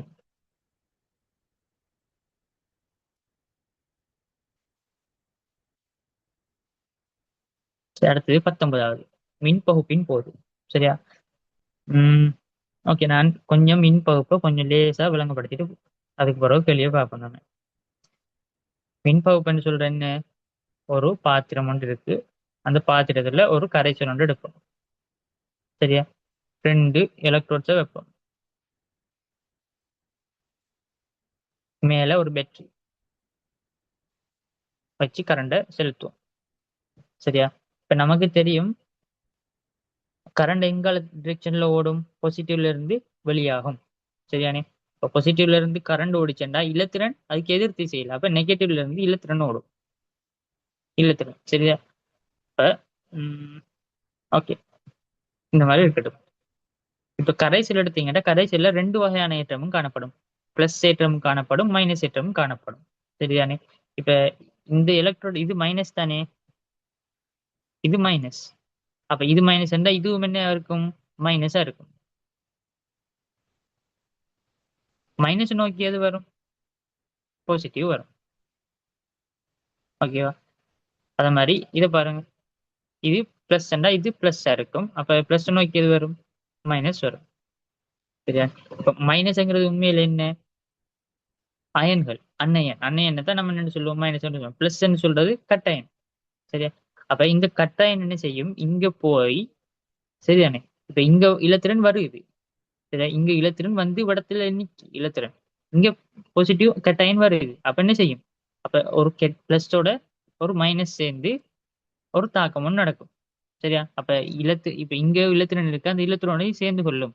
அப்ப நம்ம இலத்திரோனை சேர்ற தாக்கத்தின்னு சொல்லுவோம்? தாழ்த்தல் தாக்கம், ரிடக்ஷன், அப்படி இல்லாட்டி தாழ்த்தல். சரியா? அப்ப இங்க தாழ்த்தல் நடக்கும். தாழ்த்தல் நடக்கிறது நம்ம என்னன்னு சொல்லுவோம்? தாழ்த்தல் நடந்தா அது மின் பகுப்பா இருந்தாலும் சரி, மின் இரசாயன களமா இருந்தாலும் சரி, அது என்னதான்? கத்தோடு தான். சரியா? அப்ப அடுத்த சைட்ல தாழ்த்தல் நடந்தா இங்க என்னதான் நடக்கும்? ஒட்சியேற்றம் நடக்கும். ஆக்சிடேஷன், ஒட்சியேற்றம். அப்ப ஒட்சியேற்றம் நடக்கிறது என்னது? அனோட். சரியா? இப்ப கேள்வியா பார்ப்போம். பிளஸ் அயன்கள் கத்தோட்டை நோக்கி வருமான்னு சொல்றாங்க. முதலாவது, பிளஸ் அயன்கள் கத்தோட்டை நோக்கி வரும். பிளஸ் இருக்கு, கத்தோட்டை நோக்கி வரப்போகுது. சரியா? அது கூற்று. ஓகே. அடுத்தது மைனஸ் அயன்கள் அனோட்டை நோக்கி அசையும். மைனஸ் அயன்கள் அனோட்டை நோக்கி அசையும்னு சொல்றாங்க. அதுவும் சரி. அப்ப ஃபர்ஸ்ட் ஆன்சர் சரி. அடுத்ததையும் பார்ப்போம். அடுத்தது அதுக்கு சரியா ஆப்போசிட் பிளஸ் சைன்கள் அன்னோட்டின் கியூர்மெண்ட் சொல்றாங்க. அப்ப முதலாவது சரியா இருந்தா ரெண்டாவது போலயா தானே இருக்கும். ஏன் ரெண்டுமே ஆப்போசிட் ஆனது. பிளஸ் மைனஸ் ஆகிய இரு அயன்களும் கத்தோட்டை நோக்கி வர செய்யுங்கிறது அது சரி வரல. பிளஸ் மற்றும் ஆகிய இரு அயன்களும் அன்னோட்ட அதுவும் சரி வராது. இதை என்னென்னு சொல்ல வந்தேன்டா, இப்ப இதை லேசா நீங்க என்ன செய்யலாம், இதை நினைவு வச்சுக்கிற அப்படின்டா பிளஸ் சைன் தானே. பிளஸ் சைனை நம்ம என்னன்னு சொல்லுவோம், கட்டாயன். கட்டாயன் எதை நோக்கி வரும், கத்தோட்ட நோக்கி வரும். சி சி அது லேசா பாடமாக்கலாம் தானே. அடுத்தது அன்னையன்கள். மைனஸ் அயன்களை நம்ம என்னன்னு சொல்லுவோம், அன்னையன்னு சொல்லுவோம். அன்னையன் அன்னோட்ட நோக்கி வரும். அன்னையன் அன்னோட் இது எதுக்கு மட்டும்தான் உண்மை, மின் பகுப்பின் போது மட்டும்தான் இது உண்மை. சரியானே. மின் ரசாயன கலங்களுக்கு மாறிடும். சரியா. அப்ப அதுக்கு அதை விட்டு நீ இப்ப இந்த இது லேசா பணமாக்கலாம் தான். ஆனா அதை விட நீங்க இந்த விஷயத்தை விளங்கி கொண்டதான் நல்லது. ஏன் இதே கேள்வி கேட்க போற இல்லையா உங்களுக்கு ஃபைனல்ல, இது கன்செப்டை வச்சுதான் கேட்க போறாங்க. அடுத்தது அடுத்த கேள்வி வாசிச்சிருப்பீங்கன்னு நினைக்கிறேன். ஃபோவார் தத்துவத்துல என்னது, பிளாஸ்டிக் கரண்டியை ஸ்டாப் பண்றாங்க. இப்ப ஒவ்வொரு யோகட்டுக்கும் பிளாஸ்டிக் கரண்டி வராம மரக்கரண்டிகளும் பேப்பர் கரண்டிகளும் தான் வருது. அப்ப அதுல என்ன வகையான கன்செப்டை யூஸ் பண்றாங்க, மறுத்தல். மொத்தமா அதை ஸ்டாப் பண்ண போறாங்க, யூஸ் பண்ணாம தடுக்க போறாங்க. அப்ப ரிஃப்யூஸ், மறுத்தல். அடுத்த 21வது, வெப்பமான வறண்ட மற்றும் வெயில் நிறைந்த காலநிலையில் சூரியனின் புற ஊதா கதிர்கள் வளிமண்டலத்தில் உள்ள நைட்ரஜன் ஆக்சைடு மற்றும் எளிதில் ஆதியாகும் சேதன சேர்வைகளோட தாக்கம் புரியும் போது என்ன உருவாகிறது, ஒளி ரசாயன தூமம், போட்டோகெமிக்கல் ஸ்மோக்னு சொல்லுவோம்.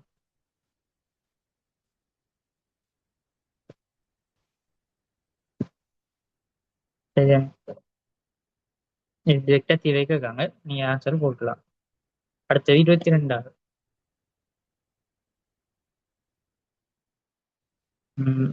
படத்தில் காட்டப்பட்டுள்ள அமைப்பானது மின் கடத்து திறனை பரிசோதிக்க வடிவமைக்கப்பட்டுள்ளது. ஓகே, இப்படி ஒரு ஒன்று செஞ்சுருக்காங்க. என்னன்னு பார்ப்போம் நம்ம. இது என்ன, பேட்டரி. எத்தனை பேட்டரி வச்சிருக்காங்க, இது மைனஸ் அண்டா இது பிளஸ், இது மைனஸ் அண்டா பிளஸ், இது மைனஸ் அண்டா பிளஸ், 3 பேட்டரி வச்சு கரண்ட் அப்படி ஓட விட்டு இங்க HCl போட்டு இங்க ஆணி வச்சிருக்காங்க. ஓகே, அது என்னண்டா, இப்ப ஆணி இருக்கு, ஆணிய என்ன செஞ்சிருக்காங்க, HCl உள்ள நடத்தி வச்சிருக்காங்க. சரியா. இந்த ஒவ்வொரு கரண்ட் வயரும் இந்த ஆணித கனெக்ட் ஆகுது. அப்ப டிரெக்டர் ரெண்டும் கனெக்ட் இல்லாம இருக்கு. ஆனா இந்த திரவத்து கூட அதை என்ன செய்ய போகுது, கரண்ட் ஓடிச்செண்டா பத்தும், கரண்ட் ஓடலாட்டி என்ன செய்யாது, பத்தாது. இப்ப கரண்ட் ஓடுமா அந்த திரவத்துக்குள்ள கரண்ட் ஓடுமா ஓடாதாங்கிறதா நீங்க எக்ஸ்பெரிமெண்ட். சரியா. இப்ப என்னது, மின்பகு பொருள் அமிலத்தன்மை இல்லாததால் மின்கொமிழ் ஒளிரவில்லை. HCl அமிலம் இல்லையா, HCl வண்ணமிலம், வண்ணமிலம். அப்ப எப்படி பிரியும், H+ ஆகவும் Cl- ஆகவும் பிரியும். அப்ப ரெண்டு அயன்கள் பிளஸ் மைனஸும் இருக்கு. இப்ப என்ன செய்யும், பிளஸ் இங்கால ஓடும், மைனஸ் அங்கால ஓடும். அப்ப கரண்ட கடத்தும். அப்ப இது போல HCl ஒரு வண்ணமிலம் மற்றும் அது கடத்தலுக்கு அயன்களை வழங்குகின்றது. ஓ சரி.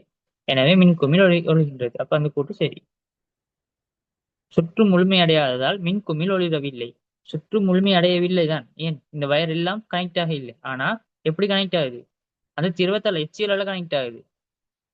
அப்ப மின்குமிழ் ஒளிரவில்லைங்கிறது போல மின்குமிழ் ஒளிரும்.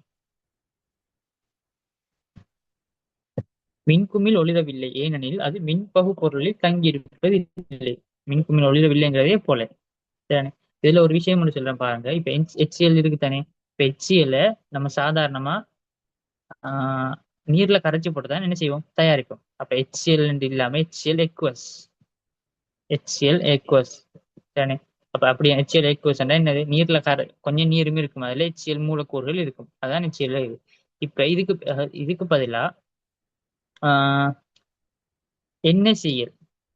சரியானே. NaCl ரெண்டு என்னது, ரெண்டு ஸ்டேட்ல இருக்கும். ஒன்று NaCl திரவமா இருக்கும், அடுத்தது NaCl லிக்விஸாகவும் இருக்கும். சரியா. இது என்னண்டா, NaCl உப்பு இருக்கு தானே, உப்பு கட்டி. அந்த உப்பு கட்டியை என்ன செய்யறா, தண்ணியில கரைக்காம சூடாக்குற. எப்படி சூடாக்கணும்னா மேக்சிமம் சூடாக்கணும். சரி, 100 பாகசி எல்லாம் இல்லை, அதோட கூட கிட்டத்தட்ட 900 பாகசியில சூடாக்கினீங்கன்னா என்ன செய்யும், அந்த NaCl திரவமாகிரும். சரியானே. அப்ப அந்த அந்த NaCl-ம் அதோட சேர்ந்த மாதிரி NaCl கொஞ்சம் NaCl தண்ணியில கரைச்சி கூட எடுக்குது. அந்த ரெண்டு NaCl-ம் உப்பு தானே. அப்ப இதுல பிளஸும் வரும் மைனஸும் வரும், அயன்கள் இருக்கு. அப்ப என்ன செய்யும்? கடத்தும். NaCl-ல Na பிளஸ் அயன் இருக்கும், Cl மைனஸ் அயன் இருக்கும், H பிளஸ் அயன் இருக்கும், OH மைனஸ் அயன் இருக்கும். இது நீரில வந்த அயன்கள். அப்ப அதையும் என்ன செய்யும்? நீரை கடத்தும். எது நீரை கடத்தாதுண்டா? NaCl திண்மம். ஒரு உப்பு கட்டியை நீங்க என்ன செய்ய போறீங்க? இப்ப நீர்ல வைக்காம ஒரு உப்பு கட்டியை என்ன செய்ய போறீங்க? ஒரு பெரிய இந்த உப்பளங்கள்ல போனீங்கன்னா பெரிய பெரிய உப்பு கட்டியெல்லாம் பாக்கணும். அந்த உப்பு கட்டிகள் என்ன செய்ய போறீங்க? அங்கல ஒரு கம்பி, இஞ்சல் ஒரு கம்பியை கனெக்ட் பண்ணி விட்டு வச்சுட்டீங்கன்னா என்ன செய்யாது? அந்த மின்குமிழ் ஒளிராது. சரிதானே? ஏன்? ஏனென்றா இந்த அயன்கள் ஓடணும். இவ இங்க இருந்து இங்க அயன் ஓடணும். திண்மத்துல ஓடையலுமா? ஓடையில. திண்மத்துல இருக்கிற அயன்கள் அசையாது. அதால அந்த மாதிரி நடக்கிறதுக்கு வாய்ப்பு இல்லை. அப்ப வெறுமனே உப்பு மின்ன கடத்தும்டா நீங்க ஓமா இல்லையான்னு கேட்டாங்கண்டா, யாராவது முதலாவது கேட்கணும் அதுல என்ன ஸ்டேட், அது என்ன தன்மையில் இருக்கு? திரவமா, திண்மமா, திரவமா, கரைசலா? சரியான. திண்மம் மட்டும் கடத்தாது, திரவம் கரைசலும் கடத்தும். அடுத்தது தூய வழி உயரமான தாவரம். சரியான. Capital T. தூய வழி குட்டியான தாவரத்துடன் இனக்கலப்பு செய்யறாங்க. அப்ப கேபிட்டல் டியோட ஸ்மால் டியை கலப்பு செய்யறாங்க. அப்ப கேபிட்டல் டில இருந்து கேபிட்டல் டி, ஸ்மால் டி, இந்த மாதிரி 4 புணரிகள் உருவாகும். அதாவது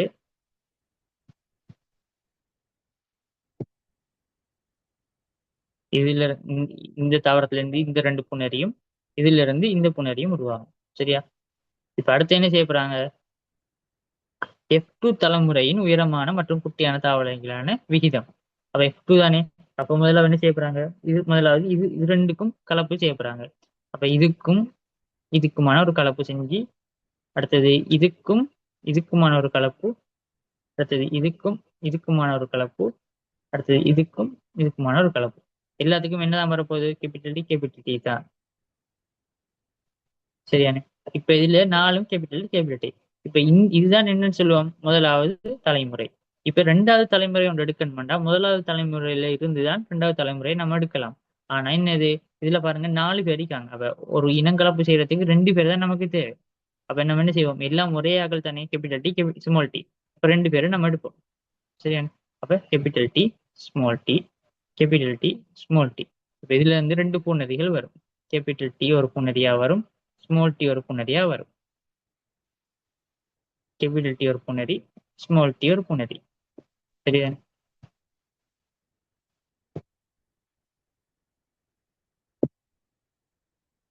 இப்ப என்ன செய்ய போறோம்? இப்ப இனக்கலப்பு செய்ய போறோம். இதோட இதை கலப்பு செய்வோம். என்ன வரும்? Capital T. சரியா? அடுத்தது இதோட சாரி, இப்ப இதோட இது உங்களுக்கு குழப்பாம வைக்கணுங்கிறதால முதல்ல என்ன செய்யுங்க? இதை எடுத்துக்கிட்டீங்கன்னா இதை எடுத்து இதோடையும் கலப்பு செஞ்சுட்டு அடுத்தது இதோட கலப்பு செய்யணும். அப்ப இதுல வேலை முடிஞ்சு. அதுக்கு பிறகு இதை எடுத்துட்டு இதோட கலப்பு செய்யணும், இதோட கலப்பு செய்யணும். சரியா? அப்ப அந்த மாதிரி ஒரு ஓர்டர்ல வந்தீங்கன்னா உங்களுக்கு குழம்பாது. முதலாவது முடிஞ்சு. இப்ப அடுத்தது இதை நான் அடுத்து கலப்பு செய்ய போறேன். Capital T, small T. சரியா?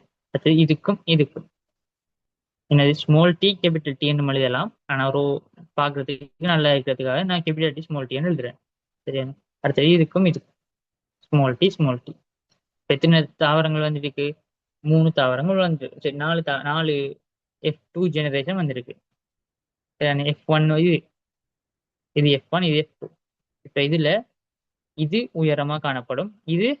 இதுல 2 பண்பும் இருக்கு, உயரமும் இருக்கு, குட்டையும் இருக்கு. ஆனா குட்டையை விட உயரம் தான் என்னது? ஆட்சியான பண்பு. அப்ப இதுதான் வெளிக்காட்டப்படும். அப்ப இதுவும் உயரம்தான், இதுவும் உயரம்தான், இதுவும் உயரம்தான். அப்ப 3 உயரமும் இது மட்டும் குட்டையா காணப்படும். சரியானே. என்ன? 3க்கு 1. சரியானே. இப்ப நான் கேட்கிறேன், இப்ப இந்த மாதிரி கேட்காம F2 தலைமுறையின், சரியானே, 2 விஷயம் இருக்கு. ஒன்று தோற்றமைப்பு, அடுத்தது phenotype ஜீனோடைப்னு சொல்லுவாங்க. தோற்றமைப்பு. அடுத்தது ஜீனோடைப்புக்கு என்ன தமிழ்ல சொல்லுவாங்க, நினைவு இருக்கா?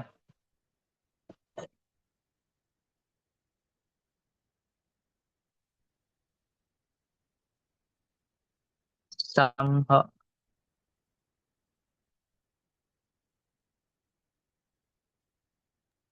இல்ல சார். அதாவது என்ன விஷயம்டா, இப்ப இந்த இருக்கு தானே, இப்போ கேபிட்டல் டிங்கிற விஷயங்கள் என்னென்று விளங்கித்தானே. இப்ப ஒரு ஒரு மனிதன் ஒரு ஆள் இருக்காரு. அப்ப அவரு என்னது, அவர் உயரமா இருக்காருண்டா, அவர் ஜீன் வந்துகிட்டு, அவர் ஜீன்ல என்னது, அவருக்குரிய அவர் பேரண்ட்ஸ்ல அவர் உமாவும் என்ன உயரம், இது உமால இருந்து வந்த ஜீன், இது அப்பால இருந்து வந்த ஜீன்டா, ரெண்டுமே உயரமான ஆக்கலண்டா அவர் என்னது, அவரும் உயரமா இருப்பாரு. அப்ப அப்படியான வாராக்கள் தான் தூய வழி. சரியானே, அவங்க தூய வழியா உயரமா இருப்பாங்க. அப்ப அவங்களோட தோற்றமைப்பு. அடுத்தது தமிழ் வேர்ட் மறந்து எனக்கு, ஃபீனோடைப் ஜீனோடைப் பற்றி இங்கிலீஷ்ல சொல்றது. சரி. அவ அவங்களோட இந்த பரம்பரை அமைப்பு வந்துகிட்டு கேபிட்டல் டீயா இருக்கும். அவங்க மட்டும் இல்லை, இப்ப சம்டைம்ஸ் சில ஆட்கள் கேபிட்டல் டி ஸ்மால் டீயா இருந்தாலும் அவங்க என்ன செய்வாங்க, உயரமா தான் இருப்பாங்க. ஏன், இந்த கேபிட்டல் டி தான் ஆட்சி, இந்த ஸ்மால் டி வந்துகிட்டு பின்னடைவு. அப்ப இது வெளிக்காட்டப்படாது லேசில. இந்த ஸ்மால் டீங்கிறது எப்ப வெளிக்காட்டப்பட மாட்டார், ரெண்டு பேரும் அவங்களோட அம்மாவும் அப்பாவும் ரெண்டு பேரும் குட்டியாக இருந்தா தான் அவரு என்ன செய்வாரு, குட்டியாக இருப்பாரு. சரியான, இவர் தான் குட்டை. சரியா. அப்ப நீங்க பார்க்கலாம், இப்ப வெறுமனே இந்த இதுல பாத்தீங்கன்னா, இதுல மூணு பேருக்கு ஒரு ஆள் என்னது, உயரம் குட்டியா இருப்பாங்க. ஆனா இவங்கட இதை எடுத்து பாத்தீங்கன்னா என்னது, ஜீனோடைப் எடுத்து பாத்தீங்கன்னா, தோற்றமைப்பு இல்ல, பரம்பரை அமைப்பு. சரி, எடுத்து பாத்தீங்கன்னா என்னது, கேபிட்டல் டி, அடுத்தது கேபிட்டல் டி ஸ்மால் டி, அடுத்தது ஸ்மால் டி, இந்த மூணு வகையும் தானே இருக்கு. அப்ப கேபிட்டல் டி ஒன்று, கேபிட்டல் டி ஸ்மால் டி ரெண்டு, ஸ்மால் டி ஒன்று. அப்ப இது அதுக்குரிய விகிதமா இருக்கு. தோற்ற அமைப்பு பரம்பரை அமைப்புன்னு நினைக்கிறேன். கொஞ்சம் புக்ல பார்த்துக்கொள்ளுங்க, அதுக்குரிய சரியான வேர்டு.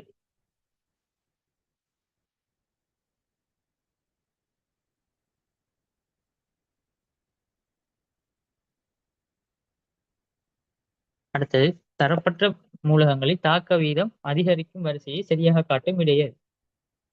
இதுக்கு நீங்க ஒரு விஷயம் தான் தெரிஞ்சுக்கணும், என்ன தாக்க வீத தொடர். தாக்க வீத தொடர் எப்படி பாடமாக்கி வச்சுப்பீங்க? ஓகே, நான் ஒன்று சொல்றேன். கணக்கில் நாசரின் காதலி மக்கு அல்ல, ஜீனத் பெரோசுக்கு சொன்ன ப்ரோவர்ப் யூர், அங்கலைக்கும் அங்கடைக்கும் பீட்டி ஓடினார். மேலே இருக்கிறது தாக்க வீதம் கூடினது, கீழே வர வர தாக்க வீதம் குறையும். சரியா, இவ்வளவு தான் உங்களுக்கு தெரிஞ்சிருக்க வேண்டும். இதை வச்சுட்டு நீங்க டிரெக்ட் ஆன்சருக்கே போயிடலாம். நான் எத்தனை ஆன்சர்னு சொல்லல, நீங்க பாருங்க. மற்றது ஓகே, இதுல என்ன விஷயம்டா, ஒவ்வொரு மூலமும் என்னன்னு தெரிஞ்சுக்கணும். ஹெச்ஜிங்கிறது என்ன, மெர்க்குரிங்கிறது இரசம், ஏஜிங்கிற வெள்ளி. அப்ப இதெல்லாம் தெரிஞ்சுக்கணும். சியு கொப்பர், பிபி பிளம்பம், இஎம், ஜெட்ங்கிறது ஜிங்க் நாகம், எஃப்இங்கிற இரும்பு. இதெல்லாம் உங்களுக்கு தெரிஞ்சிருக்கணும் ஸ்டார்டிங்லேயே. ஓகே, அடுத்தது அருகிலுள்ள படம் மீன்கள் மற்றும் மனிதர்களின் இரத்தோட்டத்தை காட்டுகின்றன. மீன்களின் இரத்தோட்டம் மனிதர்களின் இரத்தோட்டத்திலிருந்து எவ்வாறு வேறுபடுகின்றது? சரி, அது பார்ப்போம் நம்ம. இப்ப முதலாவது மனிதன் இரத்தோட்டத்தை பார்ப்போம். மனிதனுக்கு ஒரு ஹார்ட் ஒன்று இருக்கு. சரியா, இந்த மாதிரி ஹார்ட் இருக்கு. பட் நான் சிம்பிளா இருக்கிறேன் ஹார்ட். நமக்கு எல்லாருக்கும் தெரிஞ்ச ஹார்ட் இந்தானே, இந்த மாதிரி இருக்கும். இந்த மாதிரி இல்லை, நான் சும்மா உங்களுக்கு விளங்குறதுக்காக இருக்கிறேன். ஹார்ட்ல எத்தனை அறைகள் இருக்கு? 4 அறைகள் காணப்படும்.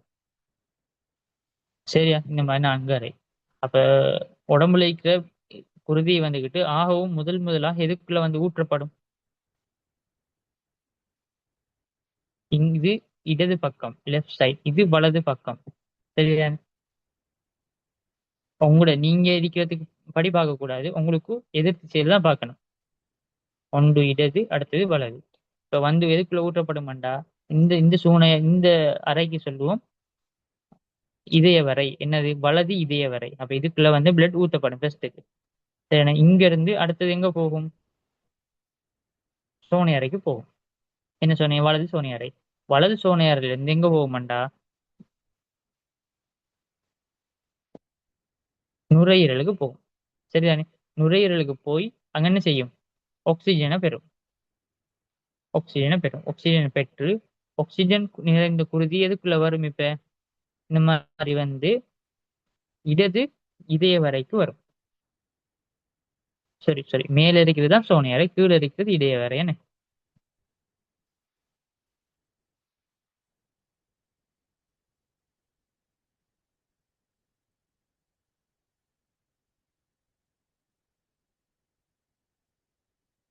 இது சரிதானே? சோனை அறை எட்ரியம், இதய வரை வென்ட்ரிக்கிள். சரியா? அப்ப நுரையீரலிருந்து சோனை அறைக்கு வரும். இடது சோனை அறைக்கு வந்து திரும்ப எங்க போகும்? கீழே வரும். இடது இதய வரைக்கு போகும். திரும்ப இடது இதய வரையிலிருந்து உடம்பு ஃபுல்லா வெளிக்கிடும். சரியான? இதுதான் மனிதன் இரத்த ஓட்டம். சரியா? இதை நீங்க பாத்தீங்கன்னா இந்த இங்க உடம்புல இருந்து வந்து திரும்ப வெளியாகிறது, அது ஒரு தனி சர்க்கிள். அது ஒரு தனி வட்டம். நுரையீரலுக்கு போயிட்டு திரும்ப இதயத்துக்கு வர்றது, அது ஒரு தனி வட்டம். சரி, அது ரெண்டுக்கும் இடையில என்ன செய்யாது? ரெண்டுமே வேறு வேறான வட்டம். அதுல இருக்கிற குருதி இதோட என்ன செய்யாது? கலக்காது. சரி, இதைத்தான் நம்ம என்னன்னு சொல்லுவோம்? இரட்டை சுற்றோட்டம்னு சொல்லுவோம். ஆனா மீனுக்கு பாத்தீங்கன்னா அப்படி இல்லை. மீனுக்கு வெறுமனே ரெண்டு அறை தான். என்னது? இங்க உடம்புல இருக்கிற பிளட் வந்து ஃபர்ஸ்ட்டுக்கு அதுல இதய வரைக்குள்ள ஊற்றப்படும். இதய வரையிலிருந்து சோன அறைக்கு போகும். சோன அறையிலிருந்து நுரையீரலுக்கு போகும். நுரையீரல இருந்து திரும்ப இதயத்துக்கு வராது. திரும்ப எங்க போகும்? அடுத்த பிளட்டுக்கு போகும். சரி, இந்த மாதிரி டிரெக்டா ஓடிட்டு இருக்கும். இதான் நம்ம என்ன சொல்லுவோம்? ஒற்றை சுற்றோட்டம். இப்ப ஆன்சரை பார்ப்போம். மீன்களுக்கு பெரிய இதயங்கள் உள்ளன. அப்படியா? இல்ல. சின்ன மீனுக்கு சின்ன இதயம் தானே இருக்கு. அப்ப அது வராது. மீன்களுக்கு ஒற்றை சுற்றோட்டம் உடையன. ஓ சரி, மீன்களுக்கு ஒற்றை சுற்றோட்டம். மீன்களின் இதயத்தின் வழியாக குருதி ஒரு முறை மட்டுமே செல்கின்றது. சரிதான் இது? சரியா? ஏன் பாருங்க, மனிதன் தான் ரெண்டு தரம் போகும். ஏன்? இங்க வாரது இதயத்துக்கு வரும், திரும்ப நுரையீரலுக்கு போகும், திரும்ப இதயத்துக்கு வந்துதான் திரும்ப உடம்பு ஃபுல்லா போக போகுது. ஆனா மீனுக்கு அப்படி இல்லையே. இதயத்துக்குள்ள போயிடுச்சுன்னா திரும்ப உடம்பு ஃபுல்லா ஒரு ரவுண்ட் அடிச்சு திரும்ப என்ன செய்யணும்? திரும்ப இதயத்துக்கு வரத்துக்கு, திரும்ப இதயத்துக்கு வராது. ஒரு தரமே போயிட்டு உடம்பு ஃபுல்லா ரவுண்ட் ஒன்று அடிச்சிடும். சரியானே? அப்ப குருதி ஒரு முறை மட்டுமே செல்கிறது. அப்ப இதுவும் சரி, இதுவும் சரி. மீன்களின் இதயம் மனித இதயத்தை விட அதிக அறைகளை கொண்டது. மனித இதயத்தை விட அதிக அறையா? இல்ல, குறைவு. ரெண்டு தான் இருக்கு. அப்ப அது ஓகே. அடுத்தது 26வது. இந்த கேள்விக்கு தேர்ட் ஆன்சர். இந்த கேள்வி நீங்க சரியா செஞ்சிருந்தீங்க. ஸ்கீம்ல நான் கொஞ்சம் போடும்போது கொஞ்சம் மிஸ்டேக் ஆகி செகண்ட் ஆன்சர் கொடுப்பாட்டுட்டு அதில் உங்களுக்கு அந்த மார்க்ஸ் வந்து குறைஞ்சிருக்கும். அதை நீங்க கூட்டி போட்டுருங்க. சரியானே? ஸோ 55 55 தான் ஆன்சர். பார்க்கற மாதிரி இல்லைதான். இது 35, இது 55. படுகோணமும் திரிகோணமும் சமனா இருக்கும். 55. சரி, அடுத்தது மனித உடலில் பித்தம் எங்கு உற்பத்தி ஆகின்றது? சரியா? பித்தம் எங்கு உற்பத்தி ஆகிறது? எங்க? அதாவது ஈரல்ல. சரியானே? இந்த மாதிரி ஈரல் காணப்படும். சரி, நான் உங்களுக்கு இது 3Dல காட்டுறேன். அப்பதான் உங்களுக்கு சரியா வழங்கும்.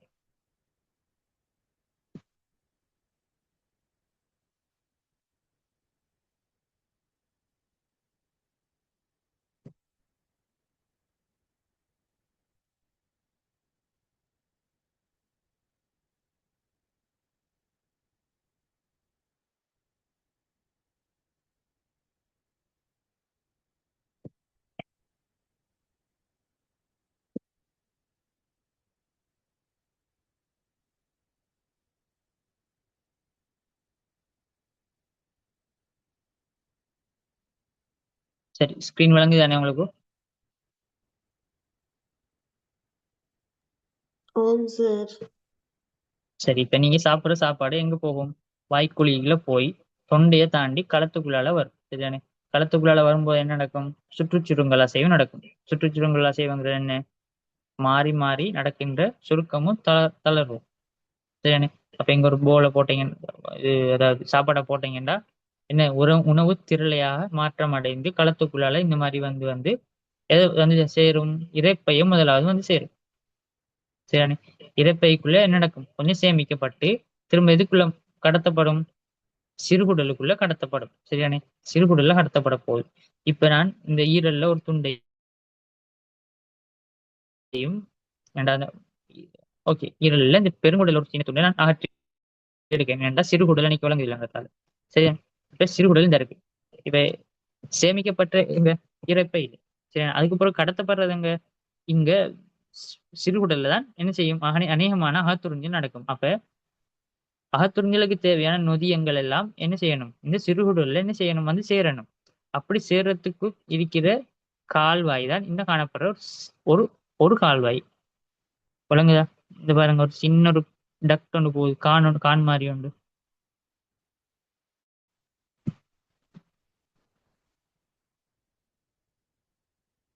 விளங்குது அந்த சிறுகுடலுக்கு அந்த சதையிலிருந்து ஒரு சின்ன ஒரு கான் ஒன்று போகுது. அதுக்கு மேல ஈரல் இருக்கு. சரியா? இப்ப பாருங்க ஈரல்ல தான் என்ன செய்யப்படும்? பித்தம் உற்பத்தியாகப்படும். சரியானே? பித்தம் உற்பத்தியாக்கப்பட்டு ஈரலுக்கு கீழே ஒரு கட்டமைப்பு காணப்படும், பித்த பை என்று. அப்ப இங்க பித்தம் உற்பத்தியாகி இந்த இதுக்குள்ள வந்து இங்க சேமிக்கப்படும். சரியானே? சேமிக்கப்பட்டு வச்சு எப்ப சாப்பாடு இந்த முன் சிறுகுடலுக்குள்ள வந்து சேருதோ அந்த டைம்ல என்ன செய்யும்? இந்த இந்த பித்த காலுக்குள்ளால வெளியாகும் பித்தம். சரியானே? வந்து எங்க சேரும்னு பாத்தீங்கன்னா இந்த சதையையும் பித்த சதைன்னு சொல்லுவோம். சரியானே? சதையிட அந்த காட்டுறதுக்காக நான் சதையிட ஒரு சின்ன பாட்டையும் நான் வெட்டியாக காட்டுறேன். பாருங்க சதைக்குள்ள வந்து எங்க வந்து சேருது? இந்த முன் சிறுகுடலுக்குள்ள வந்து சேரும். அப்ப சாப்பாடு வந்து முன் சிறுகுடலுக்குள்ள வரும்போது என்ன செய்யும்? சேமிக்கப்பட்ட பித்த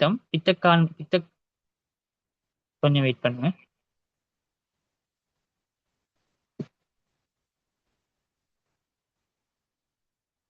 ஓகே. பித்த பையிலிருந்து பித்தக்கானூடாக எங்க செய்யும்? முன் சிறுகுடலுக்குள்ள வெளிவிடப்படும். அதே மாதிரி இந்த சதை இதுக்கு தானே, சதையிலிருந்து வர நொதியங்களும் என்ன செய்யும்? அதே ஒரு கான் தான். அது ரெண்டுக்கும் பாருங்க, ரெண்டுக்கும் பொதுவான ஒரு கான் தான் இருக்கு. பித்தப்பை வந்து சேர்றதுக்கும் ஒரு கான் தான், சதையிலிருந்து வர நொதியங்கள் சதிய நொதியங்கள் வந்து சேர்றதுக்கும் ஒரு கான், ஒரு தனித்த ஒரு கான் தான் காணப்படும். சரியானே? இப்ப உங்களோட புக்ல அழகா எழுதி வச்சிருக்காங்க. சம்டைம் என்னது இந்த சரியான கூட்டுற கா சரியான பின்வருவன்று எது சரியான வேண்டுகோட்டோ என்ன சொல்லலாம்? தனித்தனியாக சதையச்சார்களுக்கும் பித்த பித்தம் வெளிவிடுவதற்கும் தனித்தனியே இரண்டு கான்கள் காணப்படுகின்றன என்று போட்டுடலாம். அப்ப அந்த கூற்று பிழை. தனியான கான்கள் காணப்படுகிறது. சரியானே? அப்ப பித்தம் எதுக்கு ஹெல்ப் பண்ணும்? பித்தம் வந்துகிட்டு கொழுப்பு சமிபாட்டுக்கு ஹெல்ப் பண்ணும். அப்ப நம்ம சாப்பிடுற கொழுப்பு எல்லாம் இரைப்பையில சேமிக்கப்பட்டு முன் சிறுகுடலுக்குள்ள வரும்போது என்ன செய்யும்? பித்தம் வெளிவிடப்படும். பித்தம் வெளிவிடப்பட்டா அப்ப கொழுப்பு எல்லாமே என்ன செய்யும்? சமிபாடு அடையும். ஓகேயானே? இப்ப அடுத்த கேள்வியையும் பார்ப்போம் நம்ம. அடுத்த கேள்வி வந்துகிட்டு அதுவும் நான் இதுல காட்டினா கொஞ்சம் நல்லா.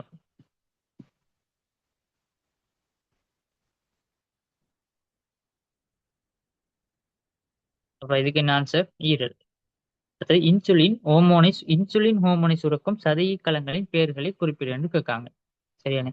இப்ப சதையி என்று எடுத்தோம்டா இப்ப நம்ம என்ன சொன்னேன்? பார்ப்போம் நம்ம. இப்ப இதுதானே சதையி.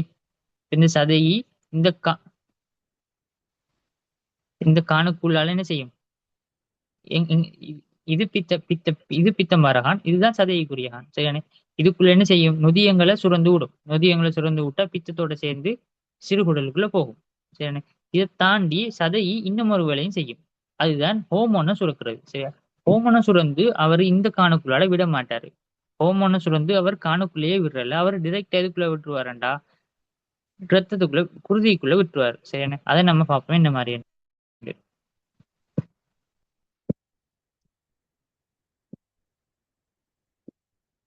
இந்த அடிக்கு பாருங்க, இதுதான் சதை. இந்த சதையை வெட்டி அதுக்குள்ள இருக்கிற ஒவ்வொரு களங்களா காட்டியிருக்காங்க. சரியா? இப்ப இதுதான் நம்ம பார்த்த என்னது, அந்த கான். சரிதானே? இந்த கானுக்கு பின்னால நம்ம ஜூம் பண்ணி பார்த்துட்டு போனீங்கன்னா இதுதான் அந்த நொதியங்களை சுரக்கிற களங்கள். இது என்ன செய்யும், இந்த இதுக்குள்ள சுரந்து விட அந்த காணுக்குள்ளால அது போகும். அது பிரச்சனை இல்லை, நொதியங்கள்லாம். அதை நம்ம என்ன சொல்லுவோம், சதையைச்சாறுன்னு சொல்லுவோம். அதை தாண்டி இந்த களங்கள் இருக்கு. இதுதான் ஹோமோன் சுரக்கும் களங்கள். சரியானே? இது கானோட சம்மந்தப்பட்டது இல்லை, இது குருதியோட சம்மந்தப்பட்டது. இதுக்கு பக்கத்துல பாருங்க குருதி களங்கள் இருக்கு. அப்ப இதுக்குள்ள சுரக்கப்படுறதெல்லாம் டிரெக்டா என்ன செய்யும், அதுக்கு பக்கத்துல இருக்கிற குருதிக்குள்ள பெய்திரும். அப்படி போய் உடம்பு ஃபுல்லா போகும். அப்படி சுரக்கிறது தான் இன்சுலின் ஹோமோனும் குளுக்காகோன் ஹோமோனும். சரியானே? இப்ப இதுல என்ன பிரச்சனைண்டா, இன்சுலின் ஹோமோனை சுரக்கிறது பீட்டா செல்ஸ். பாருங்க அதுதான் நிறைய இருக்கு. நான் இப்ப இந்த நீளமா காட்டிக்கிறதெல்லாம் பீட்டா செல்ஸ். இப்ப நீளமா காட்டிக்கிறது அல்பா செல்ஸ், அது கொஞ்சமா இருக்கு. அப்ப இது என்னது, குளுக்காகோன். சரியா?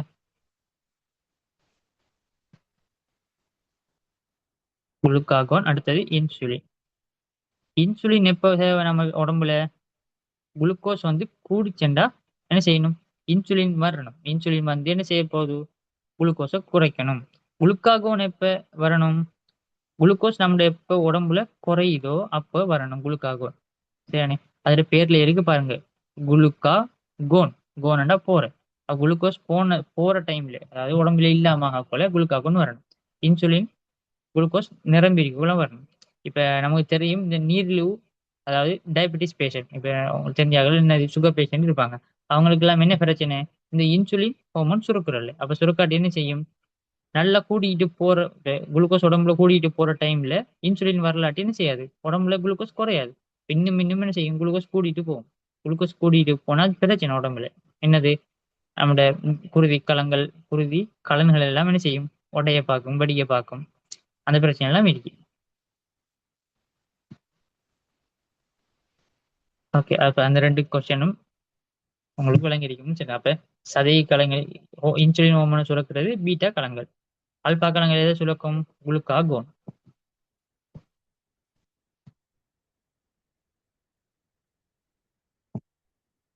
ஓகே, அடுத்தது கலச்சுவாசம் பற்றிய பின்வருவனவற்று எது சரியானது.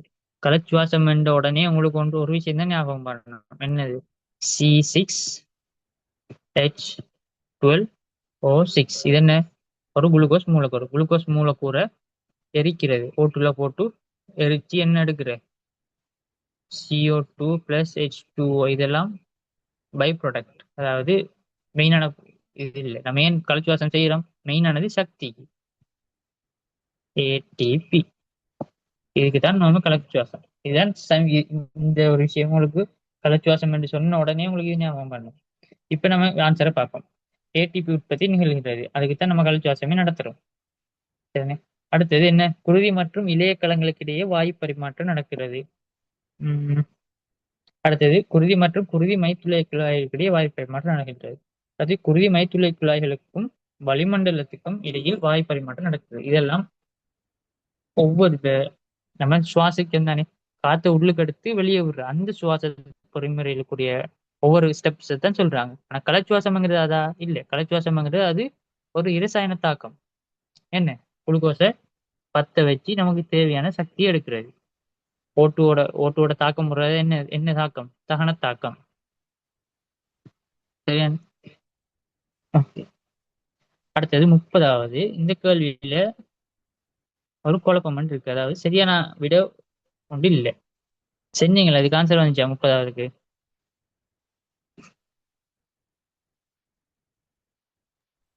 இல்ல சார், 46 மீட்டர்னு தான் வந்துச்சு. 46 வந்துச்சா? ஓ சரிங்க. ஓகே, பார்ப்போம். நம்ம இப்ப ம். கிராஃபை வச்சு செய்யலாம். சரிதானே? என்னது, ஒரு கார் 5 ms - 1 என்ற சீரான வேகத்தில் 2 சென்டிமீட்டர் பயணிக்கலாம் 2 செகண்டுக்கு. ஸோ அப்ப நான் என்ன செய்ய போறேன், விடி கிராஃபை கீற போறேன். இப்ப மாறா வேகத்துல 2 செகண்டுக்கு. இப்ப இது 2 செகண்ட், இது 5 ms - 1. பின்னர் 3 செகண்டுகளுக்குள் 4 ms வேகத்தை அடையுது. 5ல இருந்து 4க்கு வருது.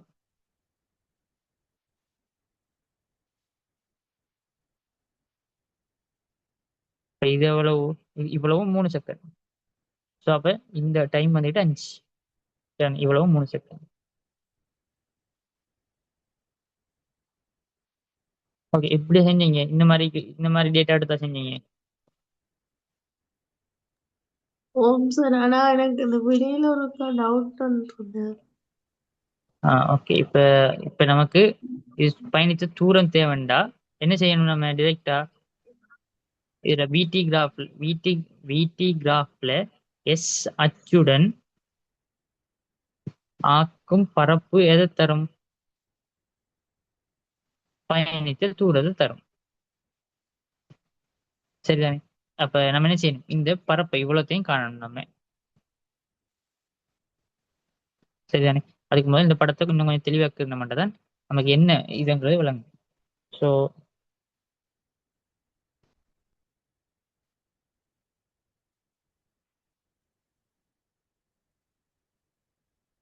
ஓகே, இப்ப இது 5. இது பாருங்க, இது என்ன மாதிரியான கட்டமைப்பு? இது ரெண்டும் பேரலா போகுது, சமாந்தரமா போகுது. சரி, இது ரெண்டும் சமாந்தரமா போகுது. இது ஒரு ரெக்டாங்கிள், இது ஒரு செவ்வகம். அப்ப நமக்கு இதுல பரப்ப தனியா கண்டுட்டு இதுல பரப்ப தனியா கண்டுட்டு கூட்டிட்டோம்னா சரிதானே? அப்ப இதுல பரப்பு என்ன வரப்போகுது? இங்க 5, இங்க 2, அப்ப 10 வரும். சரி. இதுல பரப்பு எப்படி காணலாம்? சமாந்தரமா இருக்கு. இந்த ரெண்டு சைடும் சமாந்தரம். அப்ப இது என்ன? இது ஒரு பெரலலோகிராம். அதுக்குரிய சமன்பாடு தான் என்ன? ஏ சமன் ½ இன்டு ரெண்டு சமாந்தரமாய்க்கிற பக்கங்களில் நீளத்தின் கூட்டுத்தொகை. அப்ப ஏ பிளஸ் பி இன்டு இந்த தூரம் ஹெச்.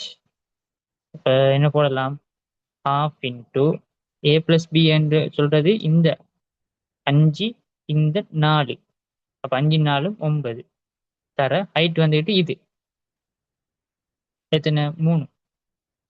9 3 27 கீழ் 2 எத்தனை வரப்போகுது? 13.5. சரியா? அப்ப இது 13.5, இது 10 கூட்டினீங்கன்னா 23.5 மீட்டருங்கிறது வரும். ஆன்சர்ல அப்படி ஒரு ஆன்சர் ஒன்று இல்லை. நீங்க 46 என்ன மாதிரி எடுத்தீங்க?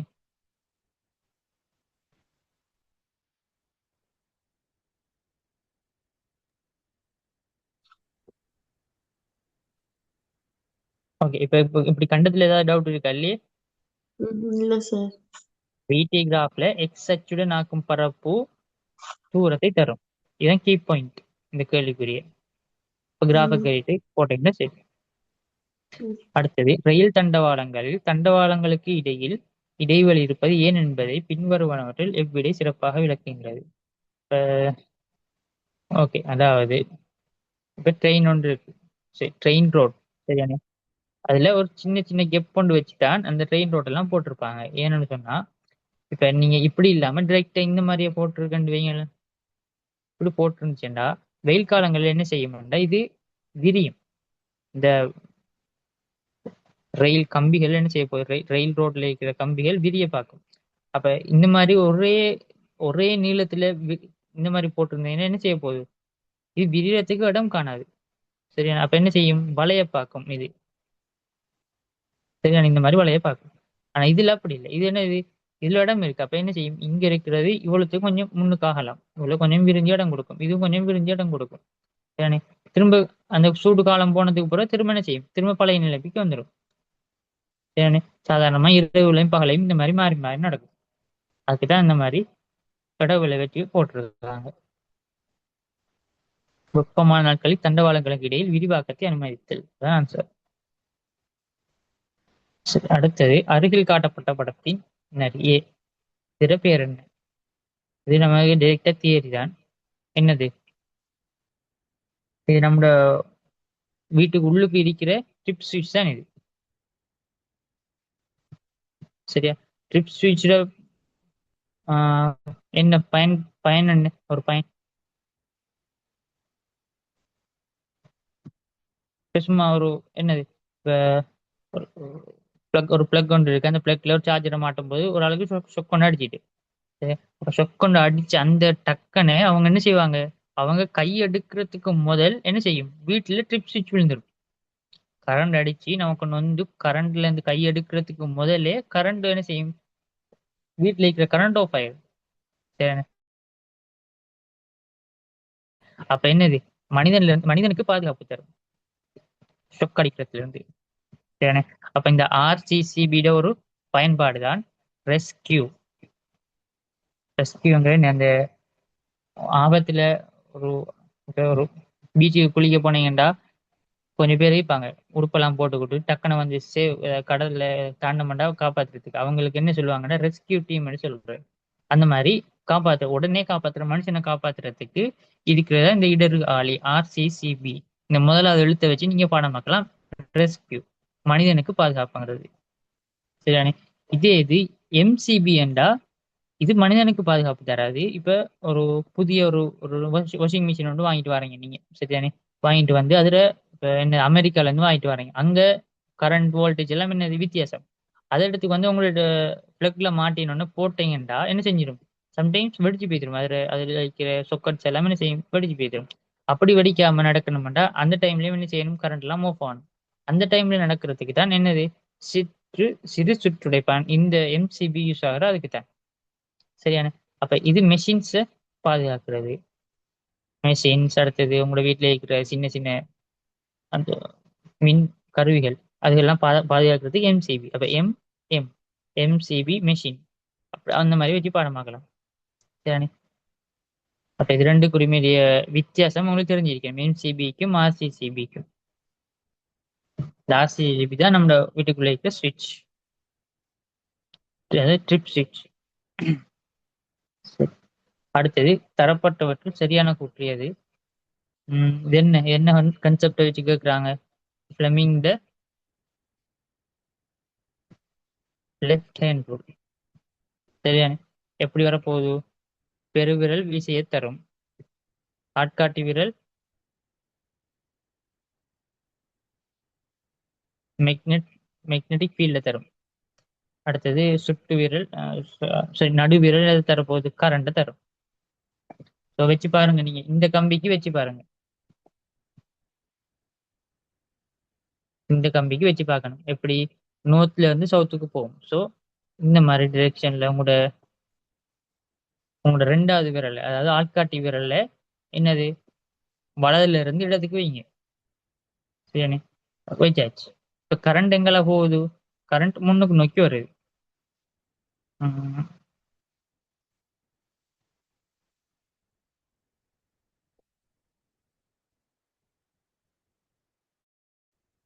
கொஞ்சம் வெயிட் பண்ணுங்க.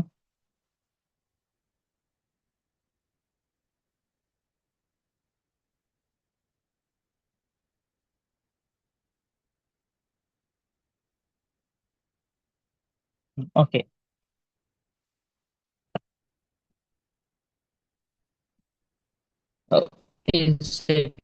என்னது, உங்களோட ஆட்காட்டி விரல் காந்த புல திசையை காட்டும், இது மின்னோட்டத்தை காட்டும். சரி, அப்ப எங்க காட்டுது, மின்னோட்டம் எப்படி போகுது வருது, நீங்க உங்களோட டைரக்டா ஒரு இடது கை எடுத்து சும்மா இப்படி விரிச்சாலே, பிளமிங் உங்களோட நோக்கி விரிச்சாலே அந்த மாதிரி காட்டுது. அப்ப எக்ஸ் பக்கத்தில், இந்த பக்கத்துல மேல் நோக்கின ஒரு திசை உண்டு, அதாவது பெருவிரல் மேல் நோக்கி தான் காணப்படும். அப்ப எக்ஸ் பக்கத்தில் மேல் நோக்கி ஒரு விசை உருவாகும். நோமலா இப்படி கையை விரிக்கிறதா, நாங்க பெருசா கஷ்டப்பட தேவையில்லை. அதே மாதிரி நீங்க மத்த கம்பிக்கும் வச்சு பாருங்க, என்னது இந்த ஜெட்ங்கிற கம்பிக்கும் வச்சு பாருங்க, எப்படி உங்களோட ஆட்காட்டி விரல் எங்க போகும், வலதுல இருந்து இடத்துக்கு போகும். கரண்ட் எப்படி போகுது, கரண்ட் அங்க உள்ளுக்கு போகுது, உங்களோட ஸ்கிரீனுக்கு உள்ளுக்கு போகும். சரியா? உங்களோட ஸ்கிரீனை நோக்கி. அப்ப உங்களோட பெருவிரல் அந்த டைம்ல கீழே இருக்குது, அப்ப அந்த டைம்ல இங்க கீழே இங்க மேல. சரியா? அப்ப இது எப்படி சுத்த போகுது, இந்த மாதிரி சுத்தும். அப்ப அந்த மாதிரி சுத்தி என்ன செய்யும், மோட்டர். ஓகேவா? இங்க ஒரு பேட்டரியை கனெக்ட் பண்ணிருப்பாங்க, கரண்ட் இப்படி போகுதுன்னா இங்க ஒரு பிளஸ் இங்க ஒரு மைனஸ் இருக்கும். அப்ப இது போட்டு கனெக்ட் பண்ணோடனே சுத்தம். அடுத்தது செம்பு கம்பியின் ஒரு முனை சூடாக்கப்படுகிறது. 10:30க்கும் முடிப்போம், 9:30, 8:30 தானே ஸ்டார்ட் பண்ண, 2 ஹவர்ஸ். 10:30க்குள்ள முடிக்கலாம், பரவாயில்ல. நான் பெருசா அந்த அளவுக்கு டீப்பா போகல, தேவையானதுல மட்டும் டீப்பா சொல்லிட்டு போய்க்கேன். செப்பு கம்பியின் ஒரு முனை சூடாக்கப்படுகிறது. செப்பில் வெப்ப பரிமாற்றம் நிகழும் முறையை விளக்கும் சரியான விடை எது? சரியா? இப்ப நம்ம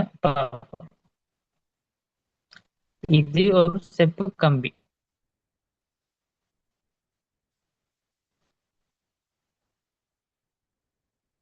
செப்பு கம்பி எதால் ஆக்கப்பட்டிருக்கும்? செப்பு அணுக்களால் ஆக்கப்பட்டிருக்கும். எல்லாமே அணுக்கள் தானே. செப் இந்த மாதிரி ஃபுல்லா டைட்டா உலோகத்துல என்ன மாதிரி நல்ல இறுக்கமா காணப்படும். இந்த மாதிரி எப்பெல்லாம் இருக்காது உலோகத்துல. இந்த மாதிரி காணப்படும்.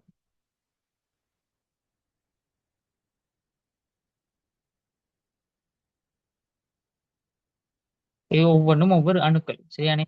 இப்ப இந்த அணுக்களை தாண்டி சுயாதீன இலத்திரன்கள் உலோகத்துக்கு காணப்படும். சரியான? இது ஒவ்வொரு சுயாதீன இலத்திரன். இதுல இருந்து ஒரு இலத்திரன் வெளியாகி சும்மா ரெண்டமா இருக்கும். அங்கலஞ்சால சிதறி போய் சும்மா கிடக்கும் அது. சரியா? இப்ப நீங்க என்ன செய்ய போறீங்கடா, நான் ரெண்டு விஷயத்த விளங்கப்படுத்த போறேன். ஒன்று மின் கடத்தல், அடுத்தது வெப்ப கடத்தல். இரண்டு விஷயம் இப்ப நான் உங்களுக்கு என்ன மாதிரி நடக்குதுன்னு சொல்றேன். இப்ப நீங்க ஒரு பேட்டரி ஒண்ணு கனெக்ட் பண்ண போறீங்க. சரியா? இங்க ஒரு பிளஸ், இங்க ஒரு மைனஸ் கனெக்ட் பண்ணி விட்டீங்கன்னா இப்ப என்ன நடக்க போகுதுண்டா, இங்க இருந்து ஒரு இலத்திரன் வெளியாகும். சரியா?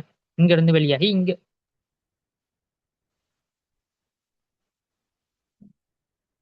இலத்திரன் வெளியே இங்க வந்த உடனே இந்த இலத்திரன் இந்த சுயாதீன இலத்திரன் செய்ய போகுது தள்ளு. இது தள்ள, இது இங்க வரும். இது தள்ளு, இது தள்ள, இது இங்க தள்ளு. இப்படி தள்ளு.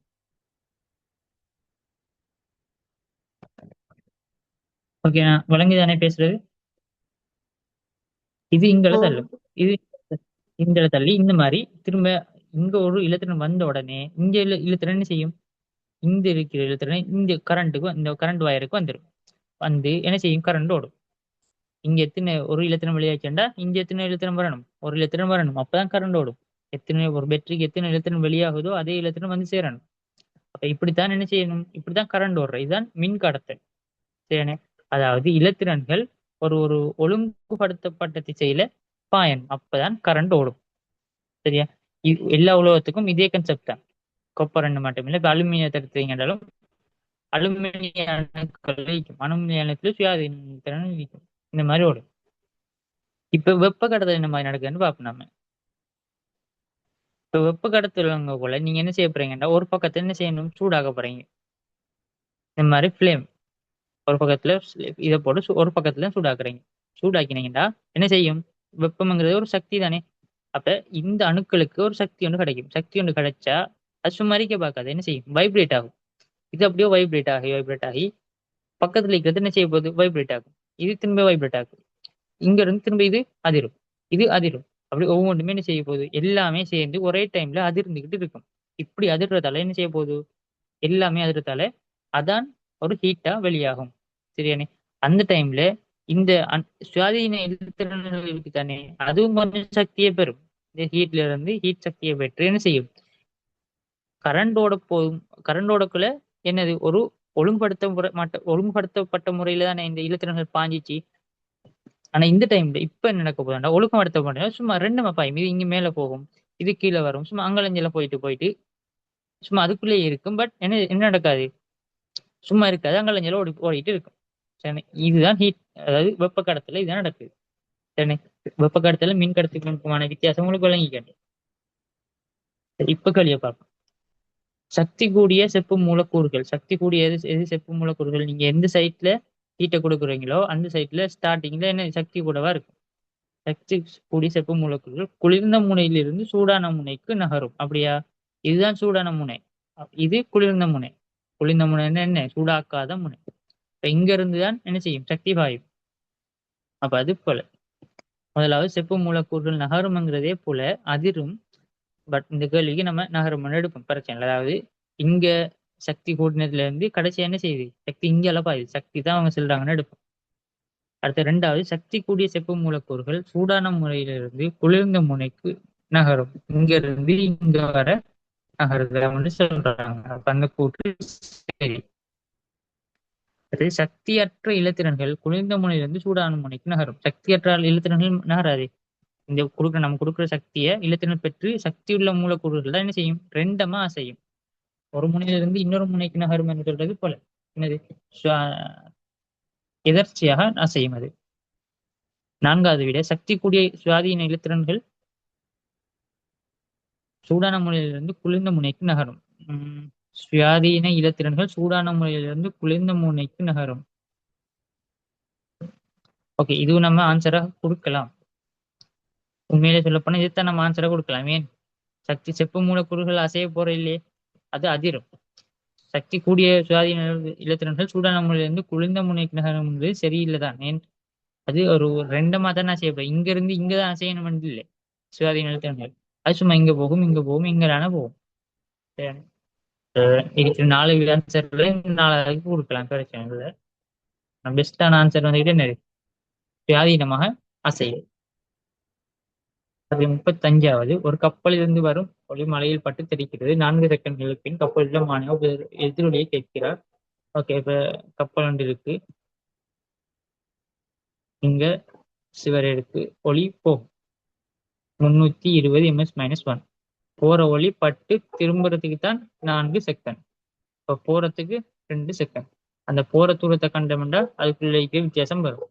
இப்ப என்னென்று வரும், எஸ் சமன் விடி. இப்போ வேகம் தர நேரம் போட்டீங்கன்னா 640 வரும். அடுத்து 36வது,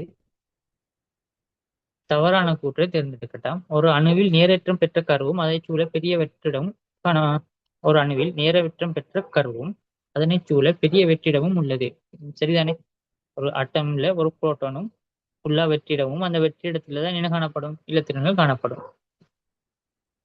அது சரி. இலத்திரன்கள் கருவை சுற்றி அசைகின்றன. சரிதானே? ஒரு மூலகத்தின் அணு எண் என்பது அம்மூலகத்தின் தனித்துவமான இயல்பு.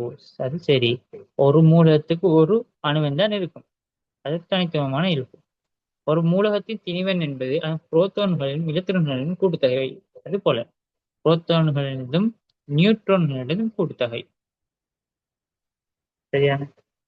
இப்ப அடுத்து 37வது பார்ப்போம். நீரின் மூலக்கூற்று சீற்றம் தந்திருக்காங்க 18. இப்ப இதை கூட்டினீங்க எத்தனை வரும், மூலர் திணிவு வந்துகிட்டு 18. அப்ப 18 கிராம் நீர் உள்ள அணுக்களின் எண்ணிக்கை என்னன்னு இருக்காங்க. அப்ப 18 கிராம் நீர் எடுத்தீங்கன்னா என்னது, அதுல 6.022 தர 1023 நம்பர் எண்ணிக்கையான H2O மூலக்கூறுகள் காணப்படும். இந்த மாதிரி H2O H2O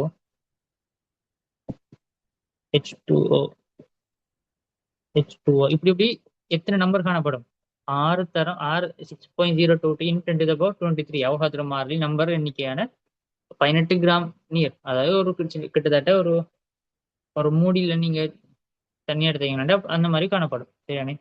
ஆனா கேள் என்ன கேட்காங்கண்டா, அந்த இதுல காணப்படுற அணுக்களின் எண்ணிக்கை தான் கேட்காங்க, மூலக்கூறு எண்ணிக்கை கேட்கல். அப்ப ஒரு மூலக்கூறுல எத்தனை அணுக்கள் காணப்படுது, 2 ஹைட்ரஜனும் ஒரு ஆக்சிஜனும். அப்ப அதை போல எத்தனை மடங்கு காணப்படும், அதை போல 3 மடங்கு காணப்படும்.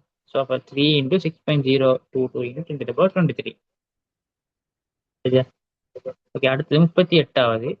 படத்தில் ஒரு பாத்திரத்தின் நடுவில் இணைக்கப்பட்டுள்ள ஒரு பந்து காட்டப்பட்டுள்ளது. சரியா? இலை மற்றும் பந்து ஆகிய இரண்டும் நீரில் வைக்கப்பட்டுள்ளன. இந்நிலையை பற்றிய சரியான கூற்று. முதலாவது நம்ம என்னத்துக்கு கிரணம்னா, இந்த படத்துக்குரிய சுயாதீன விசை பரிப்படுத்த கிரணம், ப்ரீ போஸ்ட் டயக்ராம். அதை நமக்கு கொஞ்சம் ஒரு நிமிஷம் வெயிட் பண்ணுங்க.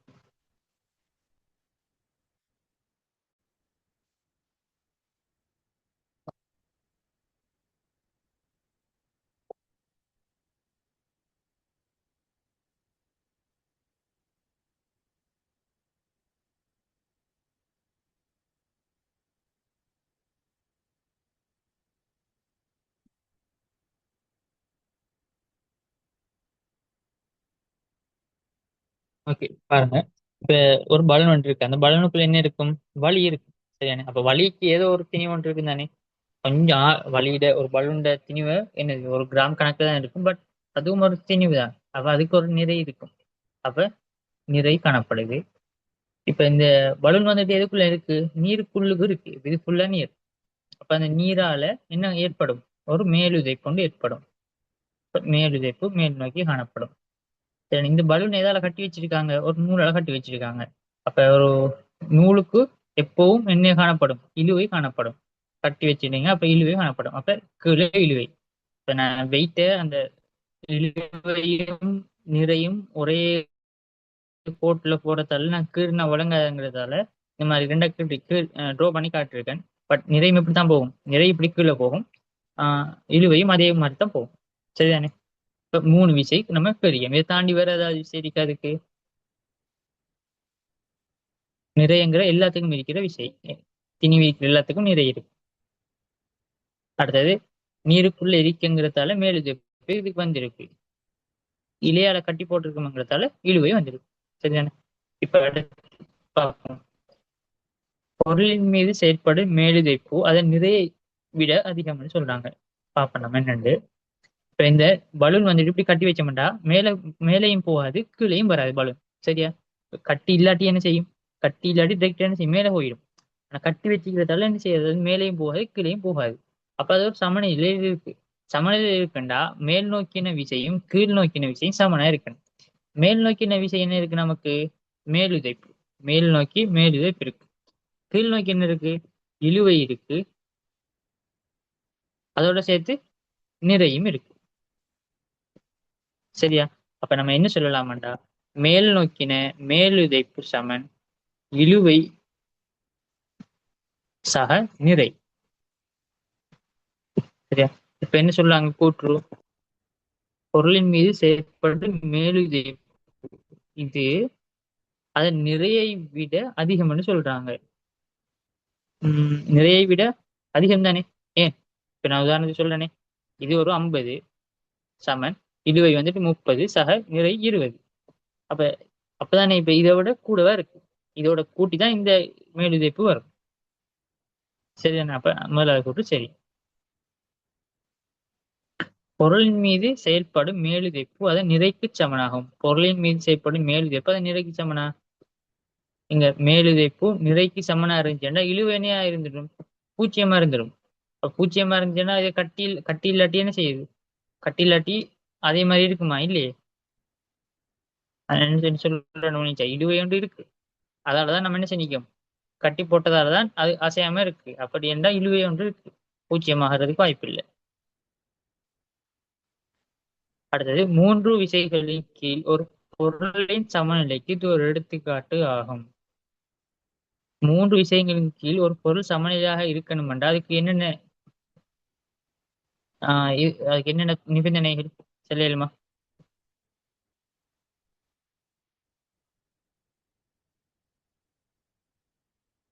முதலாவது, 2 விசைகளின் விலையுள் மூன்றாவது விசை மூன்றாவது விசைக்கு எதிர் திசையிலும் சமனானதும் எதிர் திசையிலும் காணப்படும்.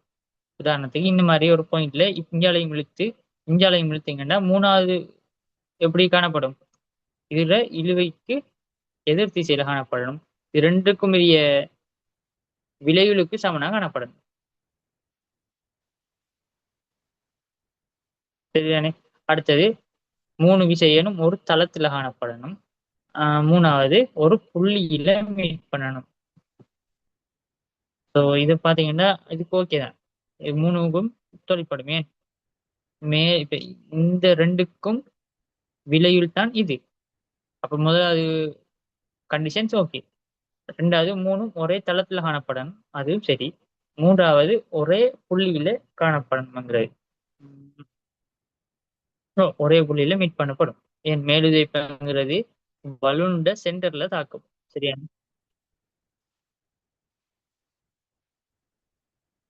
அதே மாதிரி நிறையங்கிறது பலூனோட சென்டர்ல தாக்கும்.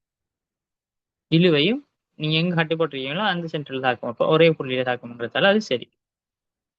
இப்போ ஆன்சர் 1 இல்லாட்டி 4 கொடுக்கலாம். சரி, 1 இல்லாட்டி 3 கொடுக்கலாம் நமக்கு.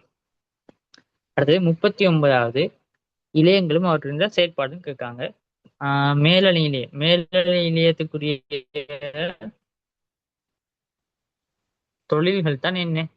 3 இருக்கு. ப்ரொடெக்ஷன், பாதுகாப்பு. அடுத்தது எப்சோப்ஷன், அகத்துறிஞ்சல். அடுத்தது செக்ரீஷன்,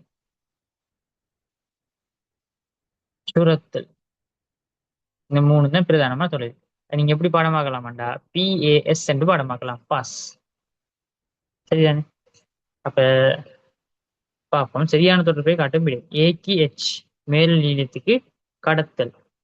சரியா போல. பிக்கு குருதி இலயத்துக்கு H.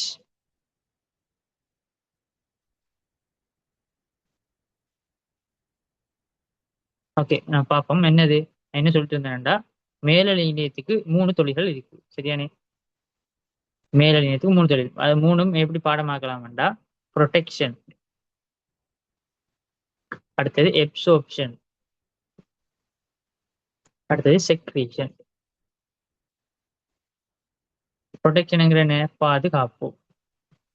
எப்சோப்ஷனுங்கிறது அகத்துறிஞ்சல். செக்ரீஷனுங்கிற சுரத்தல்.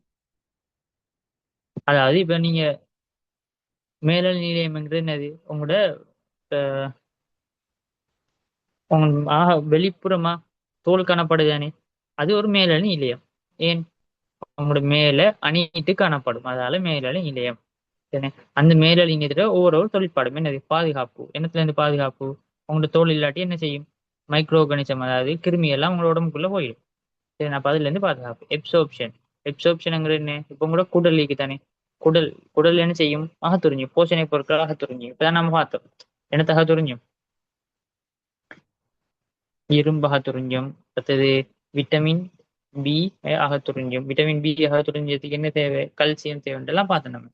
அப்படி அகத்துறிஞ்சதுக்கு என்ன மாதிரி ஒரு இலையம் தேவை, மேலணி இலையம் தேவை. அப்ப இந்த குடல்ல இந்த இந்த இது ஃபுல்லா என்ன காணப்படும், மேலணி இலையம் காணப்படுது. சரியா? அப்ப அதை வச்சுக்கொண்டு இப்ப நம்ம என்ன செய்ய போறோம், எப்படி லேசர பாடமாக்கலாம்டா, இந்த 3 ஃபர்ஸ்ட் லெட்டர் பாருங்க, PAS, பாஸ். பாஸ் என்ன, ப்ரொடெக்ஷன், அப்சர்ப்ஷன், செக்ரீஷன். இதான் மேலநிலையத்துக்குரிய தொழில்கள். அப்ப முதலாவது இதை பார்ப்போம் நம்ம, சரியான தொடர்பை காட்டும் விடை. சரியா? மேலணி இலையம் ஏக்கி H, கடத்தல் இருக்கு. கடத்தல் ஒரு தொழிலா, இல்லை, மேலணியும் கடத்தல செய்யாது. குருதி இலையம், குருதி இலையம் கடத்தலை மேற்கொள்ளும் தானே. சரி, என்னத்தை கடத்தும், போஷணை பொருட்களையும் ஒக்சிஜனையும் கடத்தும். அதே சி, தசை இலையம். தசை இலையத்துக்கு சரி, ஆன்சர் தான் பார்க்கணும். டி, டிக்கு ஹெச், டிக்கு ஹெச் கடத்தல். சரி, டிஹெச் கடத்தும் தானே, என்னத்தை கடத்தும், சிக்னல்ஸை கடத்தும். பயன்போக்கு சுடுவதுங்கிற ஒரு விஷயத்த நம்ம தோலால உணர்ந்து மைய நரம்பு தொகுதி கடத்தி திரும்ப அங்கிருந்து தசைக்களத்தை கடத்தும். ஸோ அது கடத்து. 4வது ஏக்கி ஜி. அப்ப ஏக்கி ஜி, மேலணி இலையம் பாதுகாப்பு, ப்ரொடெக்ஷன், PASல ப்ரொடெக்ஷன். அப்ப அதுவும் சரி. ஸோ அப்ப கேள்வி என்னது, கேள்வி சரியான தொடர்பை காட்டும் இல்ல, பிழையான தொடர்பை காட்டும் தான் கேள்வி. பெண் ஆன்சர் கொடுக்கணும் நம்ம. முதலாவது இந்த மாதிரி சின்ன சின்ன பிழைகள் இருக்கு இந்த பேப்பர்கள்ல. ஆனா நல்ல ஒரு பேப்பர் தான், கொழும்பு ஜோன் பேப்பர் உண்டு. சரி, நம்ம பார்ப்போம். பின்வருவனவற்றில் எது சுற்றுச்சூழல் நியமான மின்சார உற்பத்தி முறை. இது நம்மள தெரிஞ்ச கடல் அலையை வச்சு உற்பத்தி செய்யற மின்சார உற்பத்தி. அதோட சேர்த்து சோலார் பேனல், வேற அவ்வளவு தெரிஞ்சுதான் காணும் உங்களுக்கு. அடுத்தது அணுக்கரி, டீசல் தகனம், இதெல்லாம் சுற்றுச்சூழல் நியமில்லை, சுற்றுச்சூழல் பாதிப்பு. ஓகே, வேற ஏதாவது டவுட் ஏதாவது இருக்கா உங்களுக்கு கேட்கறதுக்கு? இல்ல சார். இப்ப நம்ம கிளாஸை முடிப்போம். ஓகே, அப்ப மீட்டிங் என் பண்றேன்.